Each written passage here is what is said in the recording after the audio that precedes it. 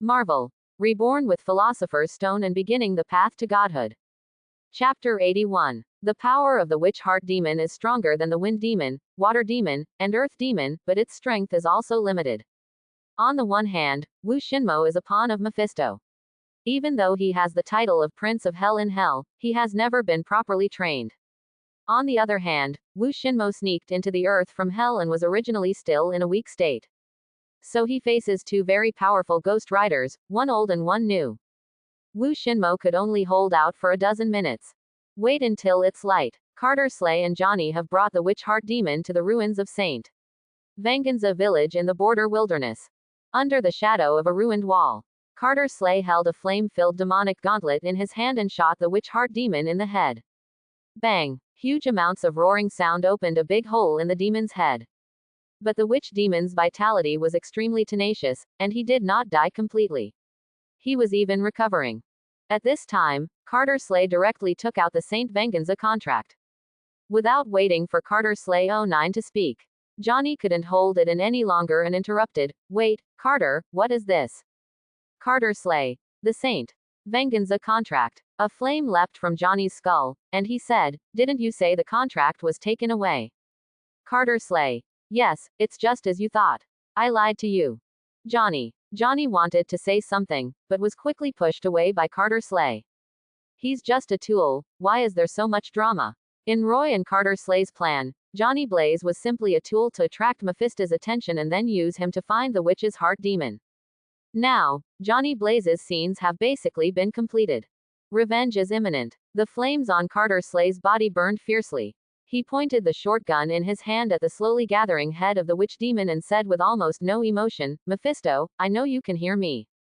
Listen to me, you fool, come out and fight me to the death. Otherwise, you'll soon see the Prince of Hell's power surge and he'll rebel against the Demon Lord."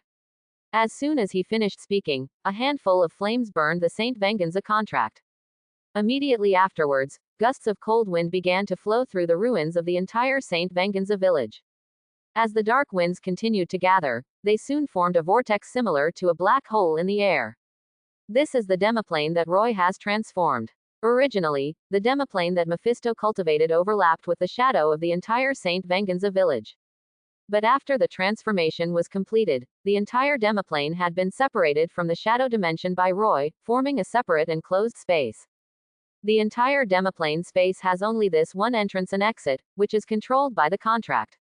Because more than 100 years ago, when Mephisto had just created the St. Venganza contract, the contract was cleverly taken away by Carter Slay, so Mephisto did not know what the demiplane he cultivated looked like. In fact, this so-called demiplane was not created by Mephisto himself. Mephisto simply anchored the resentment in the hearts of those saints' souls into a dimensional seed. The entire demiplane is nourished by those holy souls. Dimension seeds and the like are not uncommon. As the demon lord who solely controls a layer of hell dimension, Mephisto can refine a dimensional seed by simply taking a tiny bit of dimensional origin. Many Mephistos in the universe will condense such dimensional seeds and spread them in the material world. Wait until those dimensional seeds grow up. Those dimensional Mephistos will use that trace of original induction to harvest. It's the same principle as planting wheat. However, Mephisto's ambition is even greater. He doesn't care whether the dimension seed is mature or not. After it grows into a demiplane, he will turn it into a passage to hell. There is such a passage to hell. The earth, and even the entire material world, will become Mephisto's back garden. If it weren't for Carter Slay ruining Mephisto's plans more than 100 years ago, Mephisto would not plan for Wu Shinmo to sneak across the border and let Wu Shinmo and the new generation of Ghost Rider find a contract for him on Earth. Just as Roy and Carter Slay had speculated, the new generation of Ghost Rider has not yet completely escaped Mephisto's control. Wu Shinmo also has the means left by Mephisto, which can observe everything through his blood. It's just that Mephisto is such a sinister old man and is very suspicious. Carter Slay is nearing the end of his life, and wants to use the contract as a threat to seek revenge on him. Although there seems to be no logical loophole in his plan, Mephisto still feels that things are going on too simply. Just when Mephisto was about to hold back and continue observing, Carter Slay had no patience any longer, so he grabbed the witch heart demon and threw it into the plane vortex. You dare. The moment the witch heart demon was thrown into the plane vortex, a sound like the roar of a beast suddenly exploded. Then, in the wilderness, a middle-aged man wearing a gentleman's suit and with a serious face appeared. Like a phantom, he crossed several miles in an instant and arrived at the village of St. Venganza. Roy and Carter Slay had not considered Mephisto's suspicion. But the two of them had already made a solid start when they were perfecting their plan. According to Kamar Taj's records, 510 Sorcerer's Heart Demon is indeed Mephisto's biological son. If there is a dimensional seed, the souls of 3,000 fallen saints, and the essence of hell in the body of the witch demon, once it resonates with the demiplane, it is possible to break through the bloodline restrictions of Mephisto and become a brand new dimensional Mephisto. This is the trump card that Roy and Carter Slay plan to use to force Mephisto to show up. Mephisto's selfishness and Wu Shinmo's hatred for Mephisto. Mephisto would never allow Wu Shinmo to escape from his control, let alone give the ripe fruit to Wu Shinmo and let Wu Shinmo become the new dimension Mephisto. As expected, when Carter Slay threw the witch heart demon directly into the plane vortex, Mephisto couldn't wait to appear. My knight. My dear knight, Mephisto, I will give the fire of hell to the witch heart demon. The new hell Mephisto will be stronger and more fierce. You wait for death. Without waiting for Mephisto to take action. After seeing Mephisto appear, Carter Slay leapt up and also jumped into the plane vortex. Mephisto, how come human beings nowadays are even crazier than demons? Are you really willing to sacrifice your life for revenge? In the ruins of St. Venganza village, the plane vortex formed by the cold wind is still spinning. Mephisto's face looked very ugly. Johnny Blaze was completely confused. Wait, I haven't gotten in the car yet. Watching Carter Slay jump directly into the plane vortex, Johnny Blaze didn't know whether he should follow in. What if he shouldn't? Mephisto. Roll. The scene was extremely embarrassing. It would be impossible for Johnny Blaze to say he didn't hate Mephisto. After all, Johnny's father died in Mephisto's conspiracy contract. But to say that Johnny Blaze's hatred for Mephisto is as deep as the sea is pure nonsense. First of all, Johnny's father has been dead for more than 10 years. Secondly, Johnny himself knew very well that it was just him back then, and his father would have died anyway. Thirdly, Johnny originally wasn't a particularly responsible person. Now that he was able to escape from this complicated demonic incident, Johnny Blaze actually agreed in his heart. It would be too embarrassing if he just left when someone told him to. No one cares what Johnny Blaze thinks now. Looking at the plane vortex that is still spinning, Mephisto hesitated for less than a minute before he suddenly walked towards the vortex. You have to go. Mephisto knew very well how filial his son was. Traitor is a very humble term. Dimension seed plus hellfire seed plus one's own bloodline, if left unchecked, Wu Shinmo, the filial son, could really stage a drama of patricide and treason for himself. And just when Mephisto disappeared into the vortex of that plane, in the ruins of the original St. Venganza village, sparkling portals began to appear in large numbers. Roy, Veronica, Mordo, Lao Wang, and dozens of other magicians began to unsteadily take out large amounts of magic materials and set up magic circles on the ruins of the entire St. Venganza village. This set of magic circles was discussed by Roy with Du and others long ago. The earth, water, wind and fire elemental sealing array is also called the Four Symbols Demon Sealing Array. The entire formation, through the magic array, can pull the entire area into a super strong mirror space, and then manipulate the four elements of earth, water, wind and fire in this space to evolve the original environment of the universe. Once the magic sealing ring is set up, within the range covered by the magic sealing ring, a prison similar to a cosmic chicken will be formed. The core principle of this formation is the four chaos symbols at the birth of the universe. Roy, Veronica, Mordo, and Lao Wang are each responsible for the core of the Tao element array. If necessary, Roy can always turn on unlimited mana to raise the bet. In this kind of formation, unless Mephisto's true body descends and breaks the formation from the outside, the duplication will never be able to escape and may even be in danger of being refined. Just as Roy and others were carrying out their work in an orderly manner, Johnny Blaze looked even more confused. You are the magician Carter mentioned. Okay, there's nothing for you to do here. Johnny Blaze was completely interrupted before he could finish his sentence. Roy just glanced at the other person, then stretched out his hand and pushed, and a moving portal appeared, covering Johnny, and in the blink of an eye, sent him to Houston. He is just a tool, and his mind is not strong. In Roy's opinion, Johnny Blaze is not even qualified to be his subordinate. Let it continue to be entangled in the struggle between Hot Johnny and ex-girlfriend, and continue to play badly. At the ruins of St. Venganza village, Roy and others quickly completed the construction of the formation. And at this time, in that plane vortex, a great battle has already begun. The hidden demiplane in St. Venganza village was originally a trap for Mephisto, used to delay Mephisto and buy time for Roy and others outside to set up and activate it. Not to mention, in that vortex, there is a huge surprise, the holy image puppet, Silver Angel. Whether it is Wu Shinmo or Carter Slay, these two people seem to have entered a vortex of the plane. In fact, the moment these two people entered the plane vortex, they were directly sent to the New York Wonderland Manor by the Silver Angel through a portal. The witch heart demon was directly suppressed, and Carter Slay could also watch the revenge scene through the projection in the laboratory. Whether it's Wu Shinmo or Carter Slay who is about to enter the end of his life. These two people, one is the Prince of Hell and the other is Ghost Rider, are both of great value. So in that plane vortex, the moment Mephisto entered, he knew he had been tricked. Unfortunately, Silver Angel had been hiding in this demiplane for several days, waiting for Mephisto to take the bait, without giving him even a moment to react. Mind-shattering. Holy light enveloped. Star glory impact.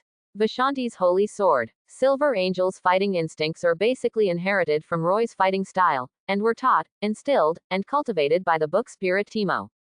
After receiving the psychic magic provided by Emma, Roy's favorite is to start with the very hidden and easy to use, Mind Shock.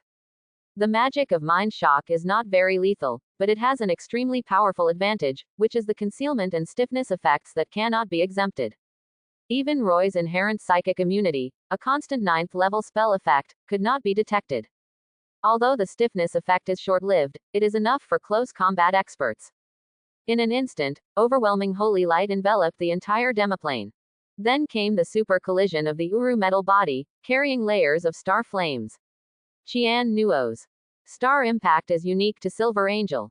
It simulates a meteor impact and combines it with the burning of the holy fire to form a unique skill with super strong displacement and locking effects. As for the damage, it must be quite terrifying. The main body of the Silver Angel is made of Uru metal, and its own weight is quite huge. Not to mention the accompanying speed, collision, star flame, holy fire, etc. Mephisto entered the demiplane and froze for a moment. Then he felt as if he was hit by a planet, and the holy light flames that he hated the most were drowning him like a river. Before Mephisto could break free from his grip, the rapier in the hand of Silver Angel has the spell effect of the holy sword of Weishan. 8 consecutive hits in 1 second, each combo comes with the effect of thousands of arrows piercing the heart. Trap. No ethics. Who is so shameless as to frame me, the elderly Mephisto of Seven Hail? Mephisto was angry. In the gray and vast demiplane, it looked like a dead village of St. Venganza. This is the place where the 3,000 villagers of St. Venganza village have the deepest memories after their deaths, and it will always be shrouded in a dark shadow of death. But the dark shadow and resentful fog that had lasted for 100 years were dispersed by the myriad holy lights. Rays of holy light shot up into the sky, like sharp swords, piercing through the darkness and resentment. At the very core of the holy light, a slender and ferocious figure, holding a rapier, moved at an extremely fast speed. In just a moment, the constant blows almost smashed Shinisto into pieces.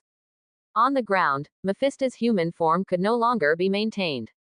The surging hellish magma, the dark red scaly skin, the devil's horns like goat's horns, etc., madly broke out from Mephisto's broken human form. Holy light, angel, ah! Mephisto's demonic form appears, roaring madly. However, before Sephisto could roar, then the Silver Angel, who was still madly attacking Mephisto, stopped his action, stuck his sword into the ground, knelt on his knees, and made a prayer gesture. Immediately afterwards, above the Silver Angel, an extremely majestic 6-winged angel shadow appeared. Big move, divine punishment. This is a top-level forbidden spell of light specifically designed for dark creatures. Even if Mephisto's true body came, he would have to be careful when facing this forbidden spell of light. But Mephisto duplication is still recovering from his injuries and is unable to resist. The overwhelming holy light completely submerged Mephisto's demonic form. Mephisto looked like he had fallen into a pool of sulfuric acid, and his voice turned into a long series of howls. The prelude to the Forbidden Light spell has not yet ended. The Silver Angel had already stood up completely, drew out the silver rapier in front of him, and stabbed towards Mephisto. Following the Silver Angel's movements, the six-winged angel's phantom in the sky also condensed a huge holy sword in its hand, burning with blazing holy fire, and fell towards Mephisto. Double attack, with continuous holy fire burning status. Mephisto's end was so tragic that it makes people shudder at the sight of it. It's so miserable. But even under such a powerful blow, AJFG, Mephisto still did not die. The vitality of Dimension Mephisto is incredibly amazing. Even if it is just a duplication of dimensional Mephisto, before Mephisto in Hell completely cuts off the energy supply, it is almost immortal and has endless combat endurance ability. The terrifying holy fire burned Mephisto's claws, tendons, tail, etc. to ashes. But in the blink of an eye, his demonic flesh and blood will be resurrected again. In the end, Mephisto was covered in a layer of continuously burning holy fire, and he stood up under the unprecedented suppression with incomparable strength. And this battle was too brutal and too frustrating. At this time, Mephisto's true form in Hell noticed Duplication's miserable state. And the most important thing is that even after being ambushed so badly, Mephisto didn't even know who the enemy was. No, it still has linear elements. The Holy Sword of Vishanti, this is Kamar Taj's unique spell. Ancient One, it must be that fool Ancient One. Mephisto said that the Ancient One had not cared about his own deceptions on Earth for the past 200 or 300 years, and had even ignored the tragedy in St. Venganza village. It turned out that I had been holding back a big one. Too outrageous. So rude. Ancient One, that fool woman, attacked me, the old Mephisto of Seven Hail, without even saying hello. What's even more hateful is that the opponent used a puppet to beat up his duplication. This is definitely looking down on yourself. Mephisto was extremely furious and could no longer suppress his inner anger. He directly separated a large mass of origin and soul from his true body and descended into the body of the duplication on Earth. The terrifying aura of hell and the flowing magma instantly extinguished the holy fire on the duplication. Mephisto's duplication also skyrocketed to hundreds of meters high at this moment.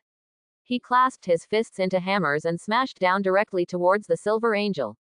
This blow was devastating and terrifying.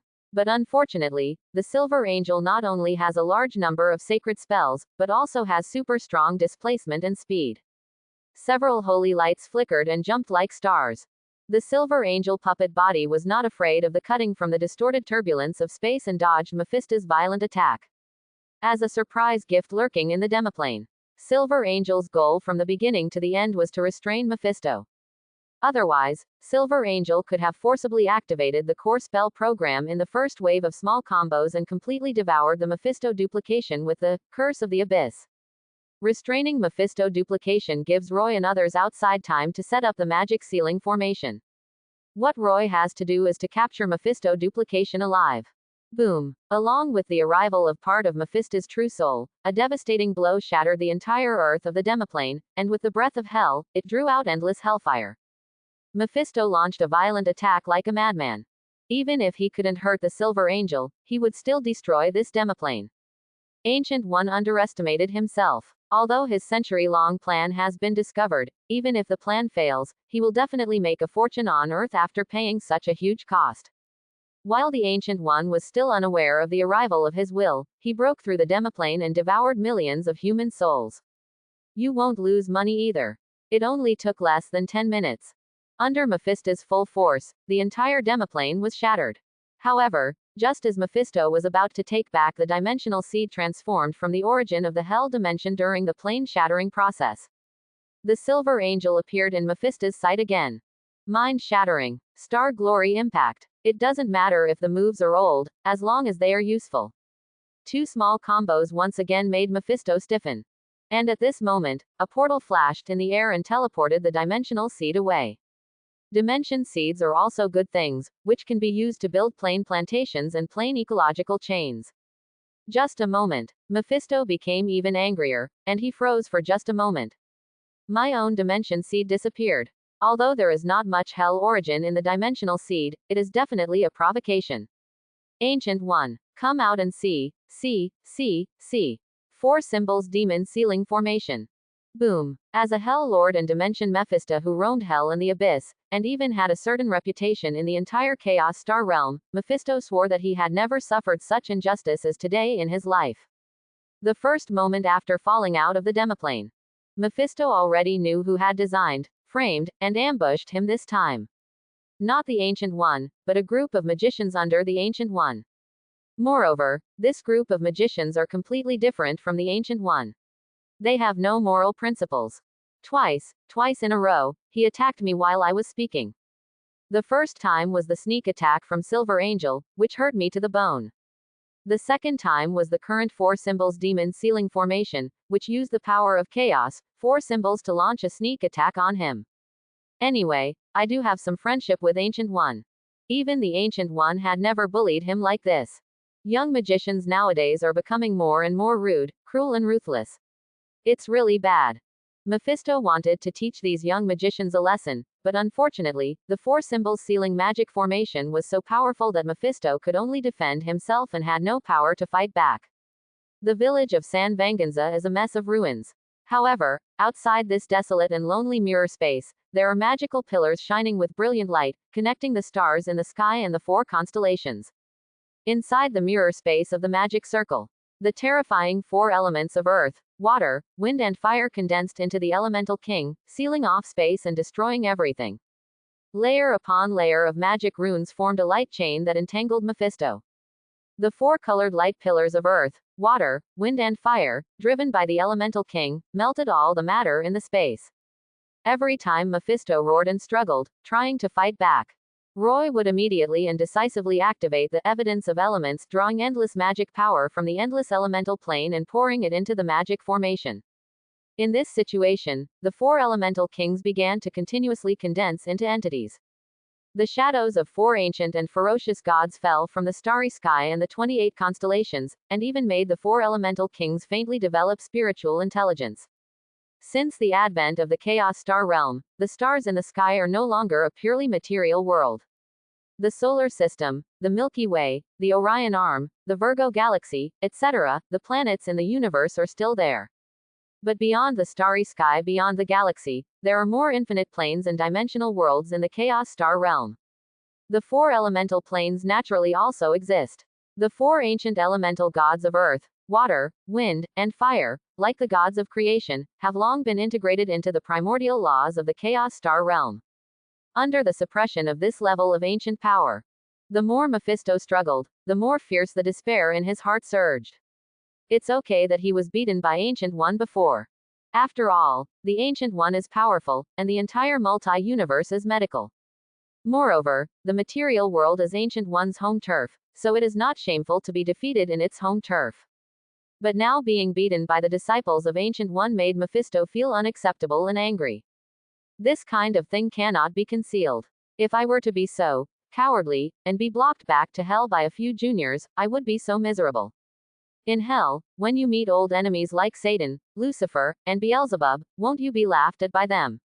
Should I just lose a duplication and stop the loss? Or will his true self descend to the outer reaches of the Earth dimension to fight the Ancient One fiercely and regain his face? At this moment, even Mephisto's true body in hell had a headache. It's not that I don't want to fight, it's just that I really can't win. Just as Mephisto was hesitating, suddenly, a sharp pain penetrated the essence of his soul, like a needle piercing his head, causing Mephisto to roar in shock and anger. Is this to refine his own duplication? He can't even get his investment back. I can't stand it at all. Let's fight, Ancient One. Mephisto realized that the soul fragments and original will that he had descended into the duplication were being refined. Almost without thinking, Mephisto left hell in his true form and rushed to the real dimension. Yes, Mephisto's premonition was correct. At the moment the village of San Venganza, in the 4 symbols demon sealing formation, Roy looked at Mephisto duplication who was being suppressed by the 4 symbols elemental kings, and his desire, which had been drooling for a long time, was about to take action. Refine, transform, integrate. With the upper hand, Roy's instinct was to use an extraction technique on Mephisto duplication. It's just a pity that Mephisto's original will is too strong and fierce. When Mephisto realized that Roy was about to seize his soul power and even his original memory, he cleanly and directly cut off his control over the duplication. Although Mephistos will escaped, part of his soul and original energy remained in place. The memories, knowledge, etc. about the demon lord of hell cannot be retrieved. This made Roy a little disappointed, and he even felt that Mephisto was too cowardly to fight him head-on. However, part of the hell origin and soul power on the Mephisto duplication remained after all. The origin of hell is useless, and I don't plan to change my own bloodline. However, the origin of hell contains a large amount of dimensional origin power. After cleansing the breath of hell, it can condense dimensional origin crystals, which are just used to cultivate Wykong seeds. With this wave of harvest of the origin of hell, my own plain plantation will soon take shape. 1, 2, 3.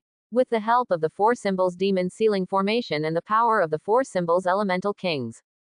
Almost every 10 minutes or so, a dimensional origin crystal was extracted from the Mephisto duplication. In addition, Veronica, Mordo, Lao Wang and others were also performing their own small actions. Demon horns, demon scales, demon claws, demon blood, etc.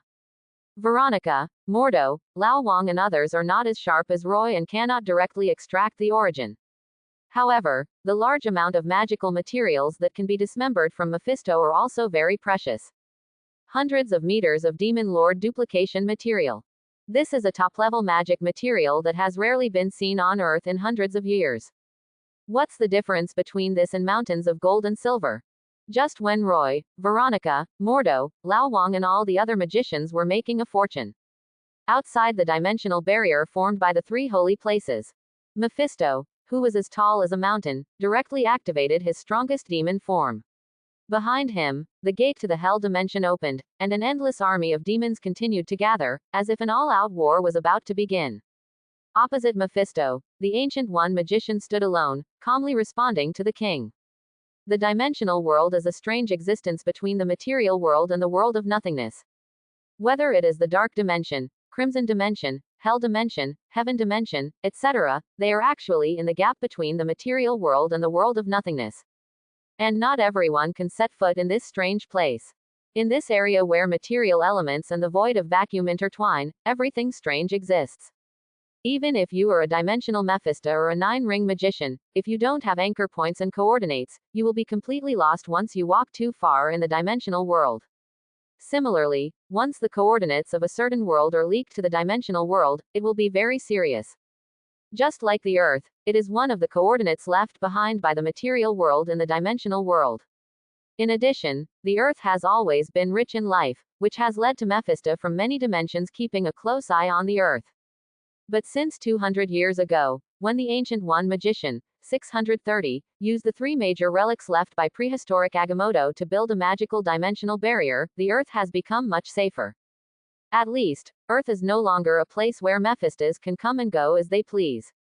At the moment, the Ancient One magician stands on the barrier of the Earth's magic dimension. Different from the gentleness and calmness in Kamar Taj. The Ancient One magician stood on the barrier of the magic dimension, like a giant that reached from heaven to earth. Even in his calm temperament, he exuded a majestic and domineering aura. Compared to the Ancient One, even Mephisto's true form, which is thousands of meters tall, is just that. But when 2 armies fight, it's better to lose the battle than the people.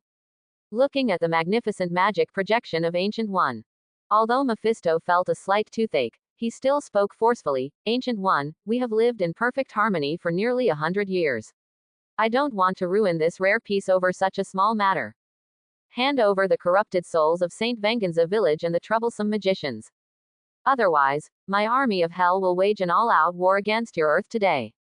Mephisto's actions on Earth are clear. Moreover, the relationship between the 2 sides has never been one of keeping out of each other's way. It's just that Mephisto is too slippery and has not committed any major offense, so the Ancient One has been too lazy to pay attention to him for nearly 100 years.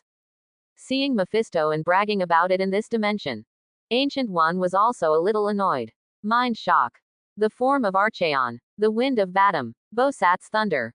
After observing Roy for a long time, Ancient One magician unconsciously picked up a bit of Roy's style, starting with a series of small tricks.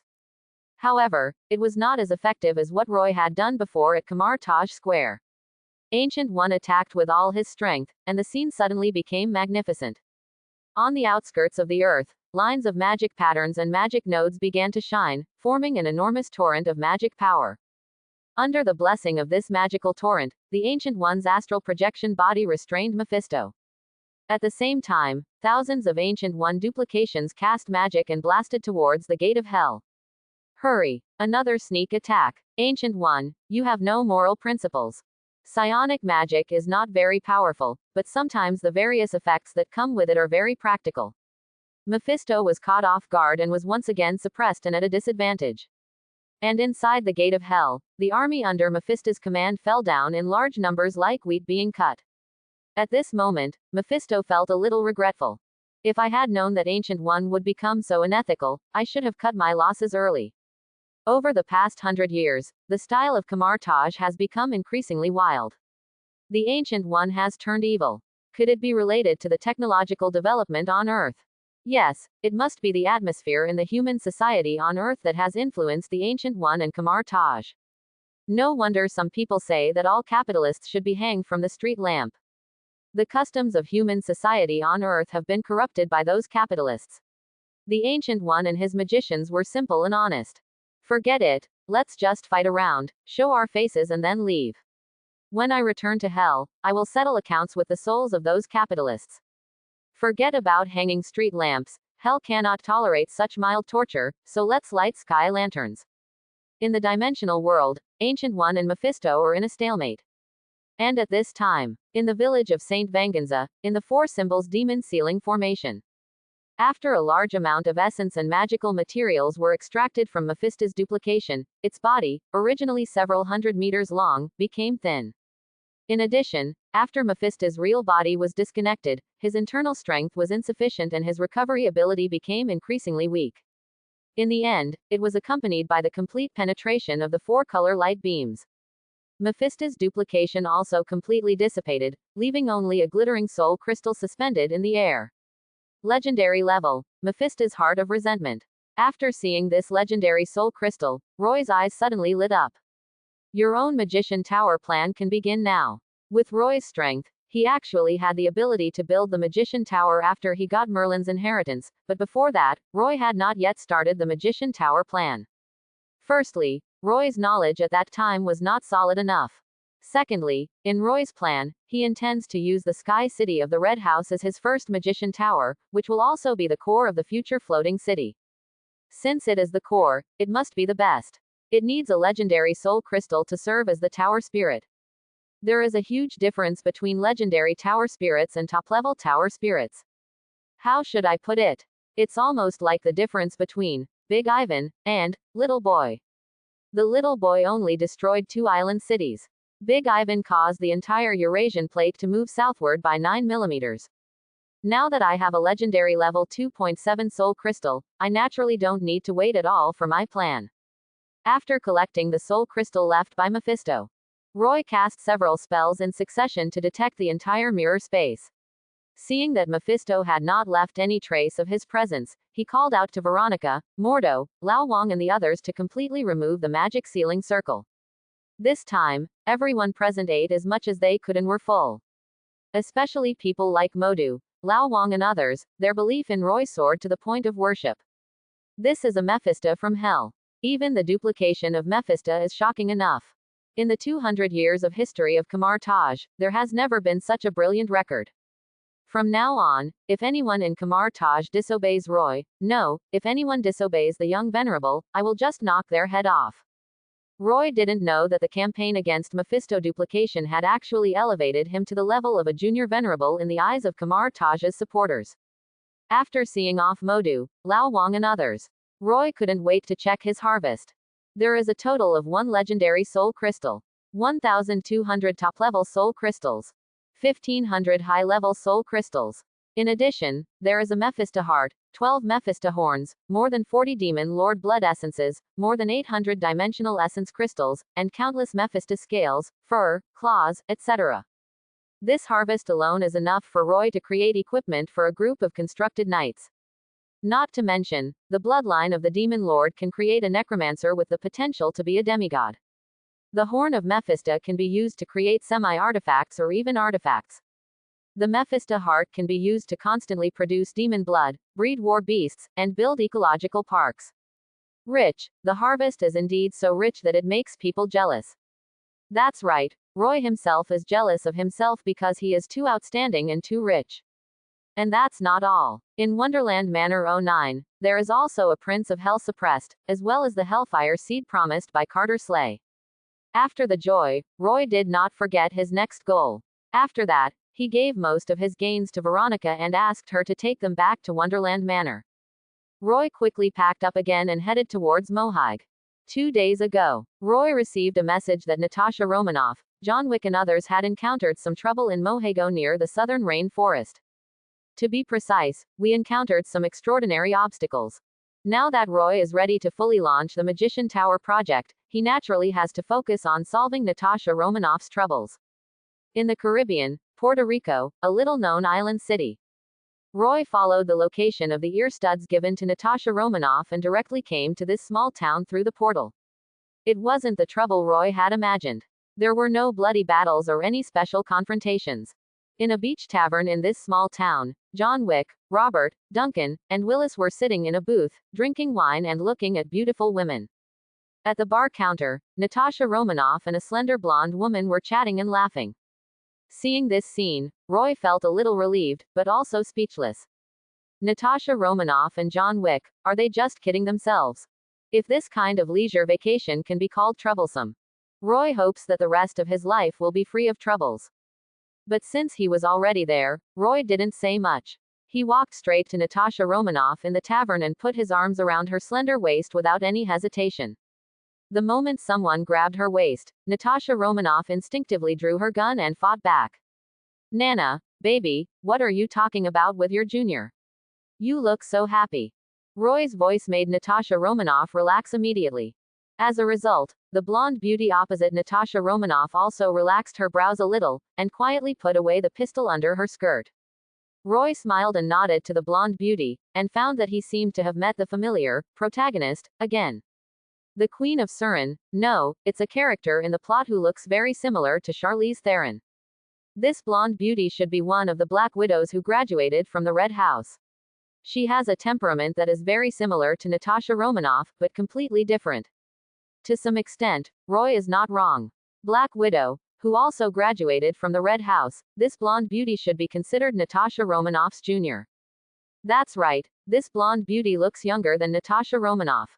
While Roy was beating the blonde beauty, Natasha Romanoff's originally stiff body softened and relaxed. She leaned naturally into Roy's arms and said, "Dear, if you hadn't come, I would have thought I would have died alone on this island." Roy smiled gently and said, "Nana baby, you don't think you can escape from my grasp in this life, do you?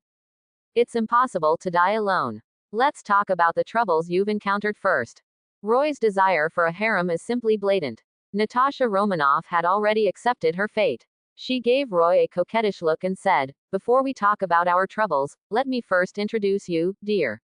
Charlize Cypher, my junior."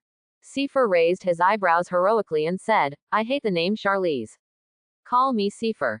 Natasha Romanoff shrugged and said, "Okay, it's Cypher. Some time ago, I found out through S.H.I.E.L.D. that the Red House was taking action in Mohawk. It just so happened that S.H.I.E.L.D. also had a mission that needed Mohawk to carry out, so I took it. In Mohawk, I fought with junior sister Cypher several times, and there was no clear winner. However, after John, Robert and the others arrived, Sister Cypher quickly fell into a disadvantage. Then, in the desperate situation, Sister Cypher became a little agitated, causing an extraordinary item brought out from the Mayan ruins to explode. Speaking of this, Shaw's face looked a little strange. Cypher's expression was a little unnatural, and he explained, "At that time, I didn't know that you had no ill intentions. I mean, okay, I was a little excited." It was obvious that there was something behind Cypher's desperate struggle. After failing to find an excuse to hide his embarrassment, Cypher simply took a sip of wine and started to mess up. Natasha Romanoff then laughed happily and continued, "My dear, junior sister Cypher went to Mohawk to investigate an antique smuggling case that Drakov had assigned her. But none of us imagined that among those antiques from the Mayan ruins there would be extraordinary items. After the extraordinary item exploded, we were teleported to this island city in Puerto Rico. It's just that it seems like none of us can leave here. Roy frowned slightly when he heard this and said, "What do you mean by unable to leave here?" "Natasha Romanoff hasn't responded yet." Seifu already smiled bitterly and said, "Handsome guy, literally, it's just simple and can't leave." Natasha Romanoff also showed a helpless expression and added, "The sudden transmission allowed us to reconcile. After the reconciliation, we tried various means such as boat, plane and even swimming. As long as we leave this island and move away from it, we will be teleported back to this city." The chase between Black Widow Natasha Romanoff and Cypher, both graduates of the Red House, is sure to be exciting. But to Roy, the two women's agent tricks were just a little trick. What really interests Roy is the inexplicable, strange and extraordinary power exerted on Natasha Romanoff, Cypher, John Wick and others. Although Roy is only a third-ring magician now, his magical knowledge is not bad at all. Merlin's heritage, Ancient One's heritage, Kamar Taj dimensional magic heritage, and so on. To be frank, there are very few supernatural powers on Earth that can hide from Roy's sight and perception. And the abnormalities in Natasha Romanoff, Cypher, John Wick and others. Roy couldn't see a thing. This is just like the cognitive barrier Roy once encountered when he was searching for the holy place on the streets of New York. There is no doubt that this is definitely another extremely rare extraordinary system. After learning about the troubles of Natasha Romanoff, Cypher and others, Roy did not panic. He allowed Cypher, John Wick and others to move freely, and then took Natasha Romanoff to travel around the city like a pure tourist. It's not entirely correct to say that it's a trip, but rather a way to look for clues through trip. But unfortunately, the whole day passed. Whether it was the reconnaissance spells Roy had set up or the legends he had heard from the locals, there seemed to be no clues. As night fell, everyone gathered at the temporarily rented single-family vacation villa. Since there are no clues found in the city, the only ones left are Natasha Romanoff, Cypher and the others. In a magic circle temporarily set up by one party. Under the astonished gazes of Natasha Romanoff and Cypher, Roy casually opened a portal and said, "On the other side of this portal is my bedroom in Kamar Taj." Kamar Taj is the largest magician organization on Earth today. Don't worry about your safety. Now, come here one by one. I need to see what this so-called teleportation is all about. The temporary magic circle has little effect, it is purely used to capture all subtle extraordinary fluctuations and fix anchor points. As long as the mysterious power acting on Natasha Romanoff, Cypher and others does not exceed the carrying limit of the magic circle. Then wait until that mysterious power starts to work. The power of teleportation, acting on Natasha Romanoff and others will be fixed on this magic circle. As Roy's voice fell, John Wick came to the portal without saying a word, turned his head to look at everyone, and stepped through it with an expressionless face. And the strange thing is, on the other side of the portal, when John Wick took a step forward, his entire body seemed to vanish. In just less than 2 seconds, John Wick's figure quickly turned into a handful of black light spots. Then, the temporary magic circle in the room glowed slightly. John Wick's figure, still walking, appeared on the magic circle. Seeing the presence of everyone, John Wick was stunned for a moment, then he realized that he had encountered a mysterious teleportation incident again and returned to his original place. "Boss, don't say anything yet, just stand there and don't move." "Yeah." After hearing Roy's words, John Wick, who was about to say something, quickly fell silent. After John Wick stood still, Roy quickly summoned the book spirit Timo and asked Timo to display and calculate the data variables recorded in the magic book. After a short while, with Timo's assistance, Roy quickly made further adjustments to the temporary magic circle. After the adjustment was completed, Roy opened the portal again and looked at John Wick. This time, Roy didn't need to give any instructions. John Wick drooped his eyelids, and as usual, he walked through the portal again like a wooden man. After just a few seconds, the temporary magic circle lit up again, and runes formed a hysteresis field. In that scene, everyone could clearly see that first a dark spot of light fell to the ground and took root, and then grew rapidly to form a black four-leaf clover.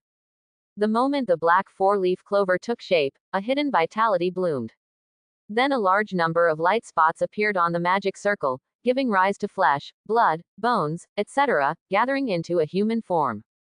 The moment John Wick appeared again, the black clover quickly disappeared. Looking at these bizarre scenes, John Wick himself didn't feel anything was wrong, but just looked confused. But Natasha Romanoff, Seifer, Robert, Duncan, Willis and others were all shocked to the extreme, and their eyes almost popped out of their heads. No one expected that they and others would be teleported back in this way. It would be more accurate to say that it grew out of a black four-leaf clover rather than being teleported. In such a bloody scene, if there is a slight mistake, who knows if the nose will fall on the buttocks, or even worse, the heart or brain will go wrong and die directly. Then I think back to the crazy and suicidal behavior of everyone in the past few days. Airplanes, cruise ships, motorboats, swimming, it's just like jumping back and forth at the gate of hell. I'm coming in. I jumped out again. I jumped in again. It's really God's blessing that hell doesn't take people like me. After being stunned for a while. In the end, it was Natasha Romanoff who became closer to Roy and said, "Honey, what about that four-leaf clover just now?" Roy studied the various runic data displayed on the magic book and said without turning back, "That's a curse. Your soul is locked by some kind of existence. The black four-leaf clover is the mark. That extraordinary object you broke was most likely a sacrificial vessel for a god from the Mayan civilization. In ancient sacrificial ceremonies, breaking sacrificial vessels was considered blasphemy. The god is angry and has marked your soul. Perhaps because the mythology has receded for too long, the god is no longer able to manifest a projection and wants to take you somewhere, but cannot. The power that acts on Natasha Romanoff, Seifer, and others is extremely mysterious. On Roy's magic book, not only are there a large number of death runes flashing, but there are also extremely strong life runes covering the bottom layer, as if to form a mark, or perhaps a coordinate. This is a power similar to the wood release technique, which can also be considered magic. If the unknown god really wanted to kill Natasha Romanoff, Seifer and others, it would not be difficult at all. To Roy, it seemed more like a cry for help. For an unknown god who can teleport people with the wood release, at will, even if he is extremely weak, it is very easy for him to kill Seifer, Robert, Duncan, and Willis. As for Natasha Romanoff and John Wick, they both have life-saving cards. At the same time, it may be that the magical aura of Natasha Romanoff and John Wick attracted the attention and curse of unknown gods. Curse, retain, but do not hurt. This is clearly a help signal. Roy didn't voice his speculation for the time being, but his inner interest grew stronger. At this time, Natasha Romanoff, Seifer and others all looked a little ugly. Natasha Romanoff, John Wick, Roy, Duncan, and Willis are better off because they have Roy as their backer and have a certain degree of security. And Seifer's already cold and pale face looked even paler. For quite a while, Seifer felt he had no room to resist, so he simply gave in and said, "I knew that Drakov wasn't that kind." He even said that Song was just a small investment. The current Seifer has certain similarities with Natasha Romanoff when she was just starting out. Roy looked at Natasha Romanoff. 540. Natasha Romanoff lip-synced silently. Well, 19 years old, really young. Wait until Seifer gradually calms down. Roy just spoke up and said, "Sever, come to think of it, I still don't know what your mission is." Seifer slumped down on a sofa, his eyes blank as he said, "It's an investment." Over the years, the Red House has frequently clashed internationally with an organization called Anonymous. Around the end of last year, Drakov and the anonymous individual reached a ceasefire and cooperation agreement.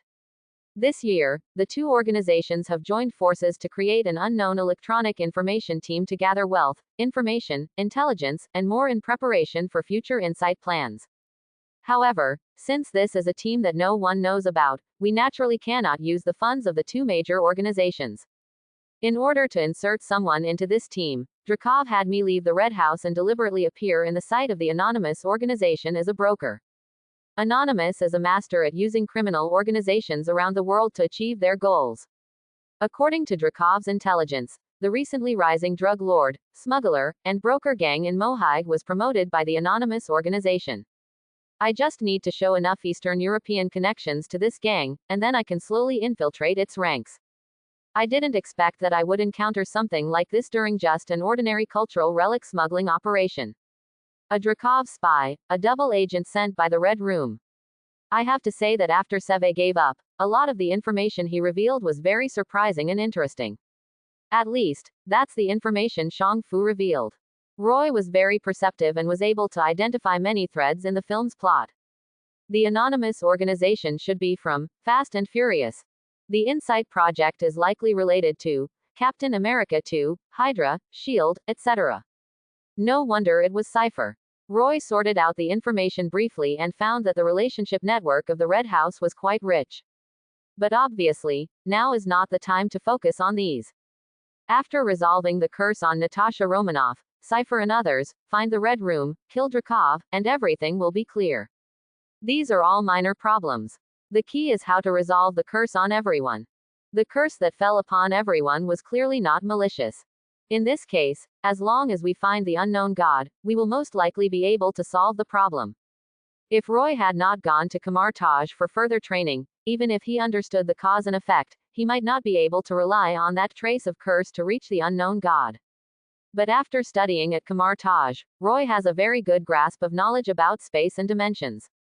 Accompanied by John Wick, Robert, Duncan, and Willis, they traveled back and forth through the portal. During the transmission process again and again, Roy kept adjusting the layout of the temporary magic circle, and soon deduced a complete spatial coordinate from the magic book. Through this spatial coordinate, Roy quickly established a connection with a unique plane in the starry sky. Not in the material world, nor in the dimensional world. This plane is more like some kind of world fragment left behind in the channel between the material world and the chaos astral realm. This fragment of the world has a slight connection with the chaos astral world and the material world. Neither will it ascend into the chaos astral plane. It will not fall back into the material world. This is even more difficult than surviving in the cracks, being connected but not being recognized, just like a kite being pulled by two strings in midair. I won't say anything more if I don't add anything, but if you're not careful, the two connections will tear it apart. Roy guessed right. The curse on Natasha Romanoff, Cypher and others is indeed a cry for help. The unknown god in the broken plane was most likely an accident when he followed a certain force to the Chaos Star Realm during the decline of Earth's mythology. If this was really the Chaos Star Realm, Roy would definitely turn around and leave. Apart from other things, the Chaos Star Realm is famous for being a place where even the most extraordinary people are worse than dogs, and legends abound. Only a demigod might be able to shake things up a bit in the Chaos Star Realm. But unfortunately, this unknown god was unlucky and fell halfway to ascend to the Chaos Star Realm. In this case, as long as you set up an anchor point on the Earth and take a walk in the broken plane, it won't be a problem. And Roy has too many anchor points on Earth. From the group's headquarters, Wonderland Manor, Kamar Taj, to the three major hotels and Holy Place, Roy has an anchor point everywhere. After finding the coordinates, Roy greeted Natasha Romanoff, Cypher and the others, and soon opened a new portal. It was still John Wick, striding in fearlessly. But this time, John Wick did not turn into a point of light, but quickly disappeared into the thick fog. A full 5 minutes passed. John Wick had just emerged from the fog and said with a blank expression, "Boss, the situation here is very safe. There's no problem." After reaching this conclusion, Natasha Romanoff, Cypher and others finally breathed a sigh of relief. Then, under Roy's leadership, everyone passed through the portal and entered the broken plane. In the broken plane, the magic environment is extremely poor, not much better than the magic-free environment on Earth. When you step into the portal, the first thing you see is a vast expanse of white fog. But soon, the fog seemed to have its own intelligence, revealing an invisible passage and even a signpost formed by the fog. Seeing this scene, Tasha, Tang Fu and others all looked at Roy. Roy looked at John Wick. John Wick said expressionlessly, "Boss, there's a forest inside. No danger, very beautiful." Roy nodded and said, "Let's go."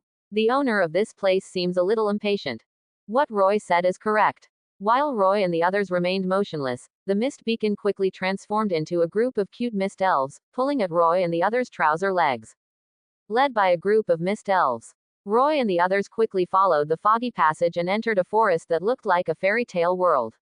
There are lush green trees, blooming flowers, and clear springs and streams flowing freely. However, in the forests on both sides of the passage, there was strangely no sign of life. No matter how beautifully the plants are maintained, they still exude a sense of withering and death. The fog channel is not straight. In fact, the entire head is more like a line coiled in a maze. After walking around in twists and turns for half an hour, a huge ancient tree that reached from the sky to the ground and looked like an emerald canopy appeared in the sight of Roy and others. Groot, you're here. Groot, I'm sorry to meet you this way. I'm Groot. A series of gentle, yet thunder-like sounds were heard soon. Under the slightly surprised gazes of Roy and the others, the enormous ancient tree revealed an expression that was full of wrinkles, but exuded a hint of holiness, gentleness, and kindness. Treeman can also be said to be tree shepherd, tree spirit, etc. No wonder, its curse magic and even its teleportation method all have a escape style. If it were an ancient tree shepherd, it would be understandable. According to the records of Kamar Taj, there is a race called tree herders.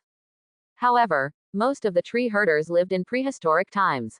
After the human population gradually increased and the surface forests shrank drastically, tree herders became rare. Most of the tree herders are taken in by many forces because of their unique life magic. This tree shepherd at this moment exudes a strong aura of holiness and light. It is obvious that this tree herder should belong to the heavenly camp. I just don't know why, when heaven entered the Chaos Star realm, this tree man was stripped out of heaven. Moreover, the species of this tree shepherd belongs to the Jibei tree. According to the records left by Mayan civilization, the Kibe tree is a sacred tree whose crown carries the heaven. Even the souls of people after death enter heaven through the vines of the Jibe tree.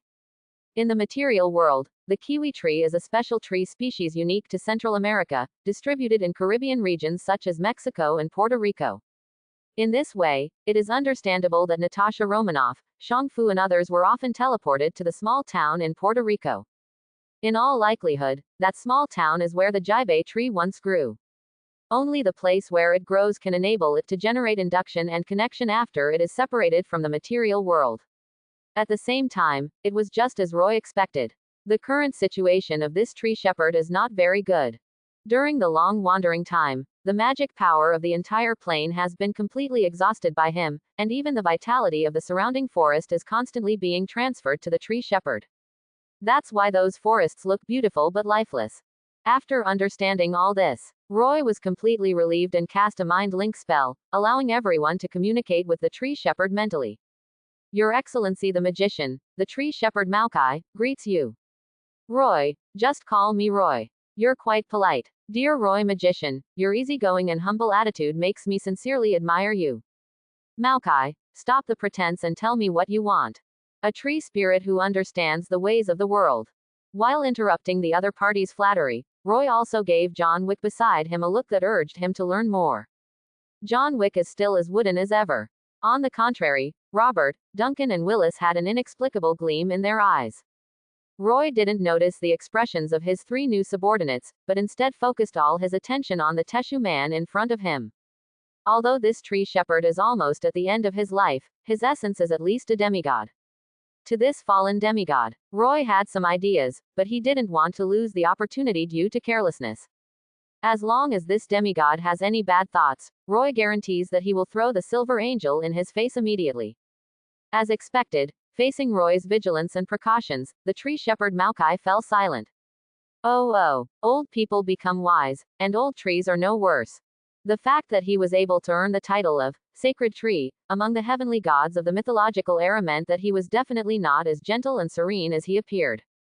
It's a pity that trees, like people, have to bow their heads under the eaves. The aspect where the tree shepherd Maokai is located is just a fragment of heaven. Over countless years, the entire plane has been pulled back and forth between the material world and the chaos astral plane, and it has almost reached the brink of collapse. When Roy and others came, why did they use the same air exhaust passage as the maze route? The entire plane and forest are filled with space cracks. The tree shepherd Maokai couldn't even teleport a few people, so he could only use the little connection created by the broken extraordinary sacrificial vessel to cast a curse. This already shows how weak the tree shepherd is. You can't fool people at all. After a moment's silence, the tree herder Maokai said solemnly, Roy Magician, I can submit to you, but you should know the resources required to nurture a demigod ancient tree. Before I surrender to you, I need to get enough protection. At least, I still have a choice. The essence of a demigod is the final basis for his ability to choose. And facing the negotiations with the tree shepherd Maokai, Roy laughed and said, Maokai, you have to figure out who needs who. Before I provide you with protection, why don't you tell me what you can bring to me? For Roy, one thing is clear. Magician has always been my profession, and mafia is my true nature. After 2 lives, Roy has always recognized his identity as a mafia member since he was reincarnated into this world and understood that the essence of the world is troubled times. Maokai the tree shepherd wants to negotiate with Roy. Roy didn't directly say, "This is how we do things," because he was considering the other party's demigod nature. Just look at what happened to Roy's past opponents and colleagues, and you'll understand Roy's style. Hertz, Frank Lucas, Long Island tycoons, etc. have long since turned to ashes. Nick Fury is still under investigation by multiple agencies including the White House and the IRS. Natasha Romanoff has already deployed a lot of hidden agents in the Snake Shield agency. Even Mordo, if he was not a disciple of the Ancient One's old master, 197, would not even have a place as a supporter. Want to negotiate with Roy? It's not that it's impossible, even the teacher from Ancient One has to pay extra. Under the ancient trees in a fairy tale forest. Roy's words were not vicious, but there was a faint and powerful aura in his pocket, surrounding the entire plane that was about to shatter. That was the pocket that Roy had expanded with the traceless extension charm, and inside it was a silver angel ready to go. A 7th ring level holy statue puppet, which also swallowed a large amount of Mephisto's essence, has become nearly as powerful as an 8th ring. If Silver Angel goes all out, in 10 minutes at most, this demiplane can be destroyed. And sense the presence of Silver Angel. At the moment, the tree shepherd Maokai was just like Mordo when Roy put a gun to his chin. The whole tree was much more energetic and awake. Sir Roy, I have no other intentions. I can talk about it. Everything is negotiable. I can stabilize the plane and promote its growth. I'm good at planting trees, flowers, and grass. A long time ago, I was the best gardener in heaven. I also know many secrets of heaven. After the chaos astral realm descended, God died. I can help you gather the scattered angel servants of heaven. As long as I can recover, I will not help you fight. During the war between heaven and hell, I took root in hell and earned the name Tano. In Mayan civilization, Tano means many things, such as impatient, brave, and pioneer, which is probably similar to the title of a pioneer general. In the war between the two major divine systems, he was able to make a name for himself and survive. His strength should not be underestimated. Moreover, Tano means the ancestors of the tree herders. In other words, the tree herder Maokai is one of the ancestors of the tree people. If he could completely subdue Maokai, the tree shepherd, it would undoubtedly be a huge benefit for Roy. Roy's current strength is good enough to travel smoothly on the earth. But the premise of all this is that those powerful extraordinary people do not appear.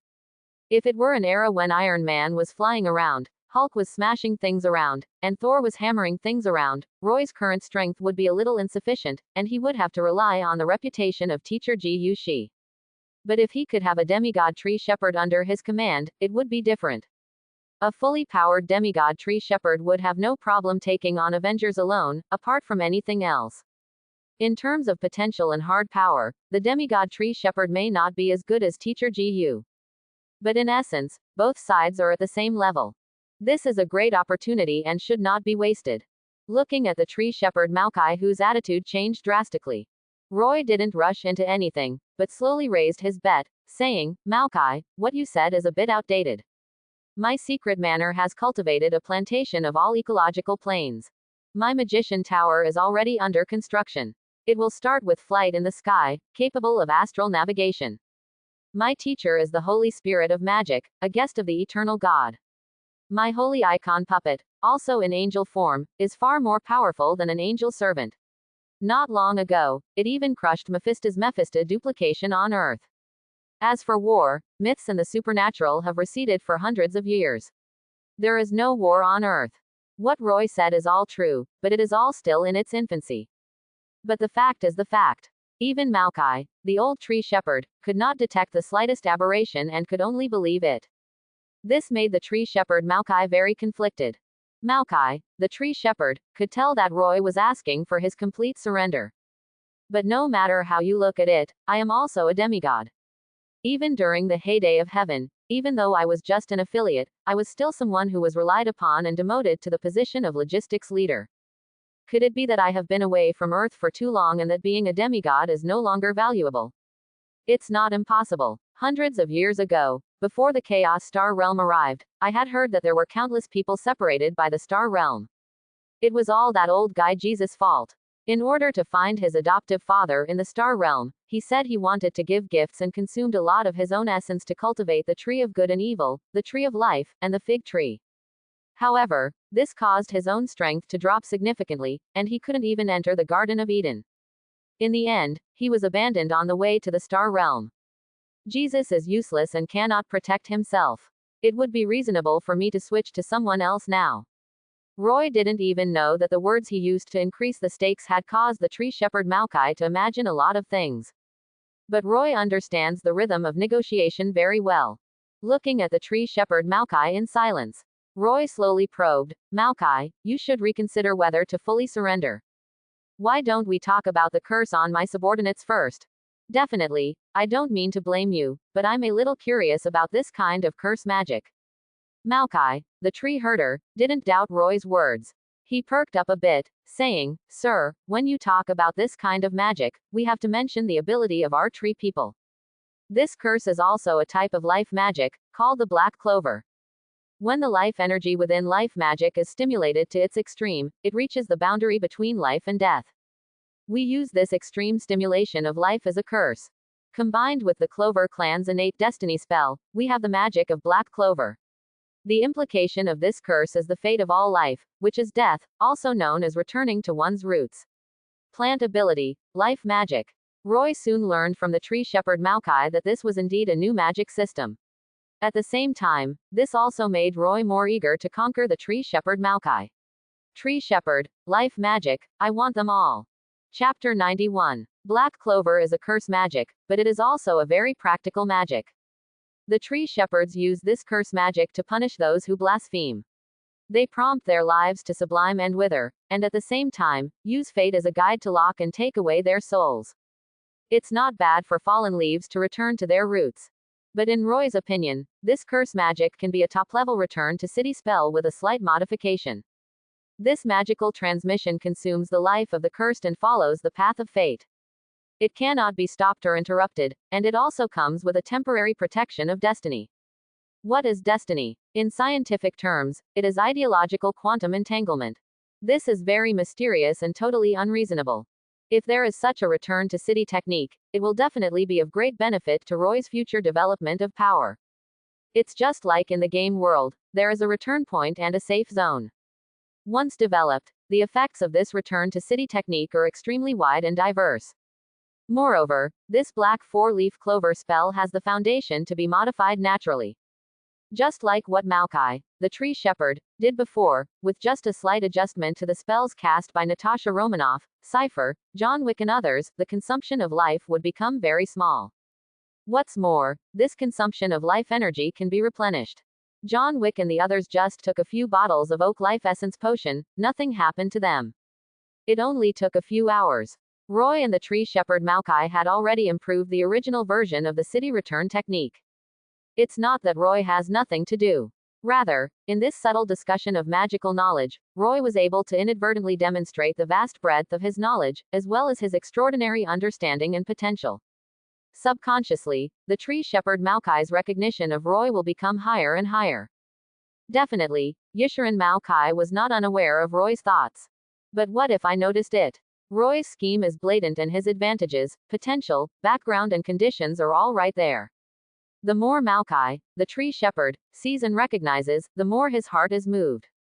Finally, when the 1.0 version of the city return technique was finalized, Maokai, the tree herder, finally made up his mind and said, "Sir Roy, I will submit completely to you, but I still require basic treatment. He who knows the times is a handsome man."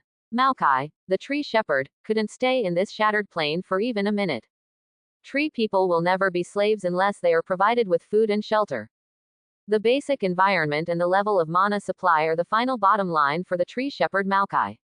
Seeing the tree shepherd Maokai, he was completely moved. Roy laughed immediately and pulled out a standard template of a magic agreement. He quickly added some basic information about the tree shepherd Maokai's treatment. He is in charge of the Plain Plantation, a super magic-rich environment, such as unlimited magic supply. This was Roy's original plan. His own plane plantation is still in the early stages of planning and construction. After the tree shepherd Maokai signs the agreement, he will be able to take care of it and accelerate the growth of the plane plantation. Anyway, I have already prepared the dimensional seeds, dimensional origin crystals, etc. You invest the money yourself and the tree shepherd does the work. After the plane plantation is successfully built, you only need 99% of the output. Although Maokai, the tree shepherd, has become a beast of burden, he has gained hope of achieving the dimension of Mephisto. In view of this, it would not be too much to ask the tree shepherd Maokai to pass on the inheritance of the life magic system to himself. There is no master in the world who is kinder and more generous than yourself. Looking at the super high, basic treatment on the magic agreement. For a moment, Maokai, the tree shepherd, even felt that he had judged others by his own standards. Legend has it that the Garden of Eden in the Chaos Star realm was just a super rich demon environment, and it was not allowed to absorb anything easily. And now, the tree shepherd Maokai suddenly felt that the Garden of Eden, where he had spent countless essences but still failed to reach, was nothing but bullshit. Jesus could not get himself a place as a gardener in the Garden of Eden. Now he alone holds the power of the plane. Maokai, the tree shepherd, finally understood why he worshipped Jehovah of Chaos as his adoptive father. For a moment, looking at the magical agreement in front of him, the tree shepherd Maokai's eyes were filled with tears. After leaving the mark of his origin without hesitation, the tree herder Maokai looked at Roy with great emotion and said, "Master, I will kowtow to you." Roy was ecstatic inside, but appeared calm as he put away the magic contract. He waved his hand and said, "Xiao Mao, let's not bother with this empty talk. There's no need to call me master. Just keep the master in your heart from now on and call me Roy." Maokai, the tree herder, suddenly became agitated and said, "No, absolutely not. Master, I'm so touched. From now on, Xiao Mao will be your most loyal gardener. I will definitely help you maintain your plain plantation so that it is neat, beautiful, and produces abundant crops." Maokai, the tree shepherd, is a tree that knows how to adapt to changing circumstances, handles things well, and understands the ways of the world. A wave of loyalty. Roy couldn't suppress the smile on his face any longer. He reached out and took out a dimensional seed and said, "Xiao Mao, you are so loyal. The master has decided to reward you. This is a dimensional seed that has been refined by earth, water, wind and fire. From now on, the master's plain plantation will be handed over to you. Work hard, and I will find you a sister-in-law tomorrow."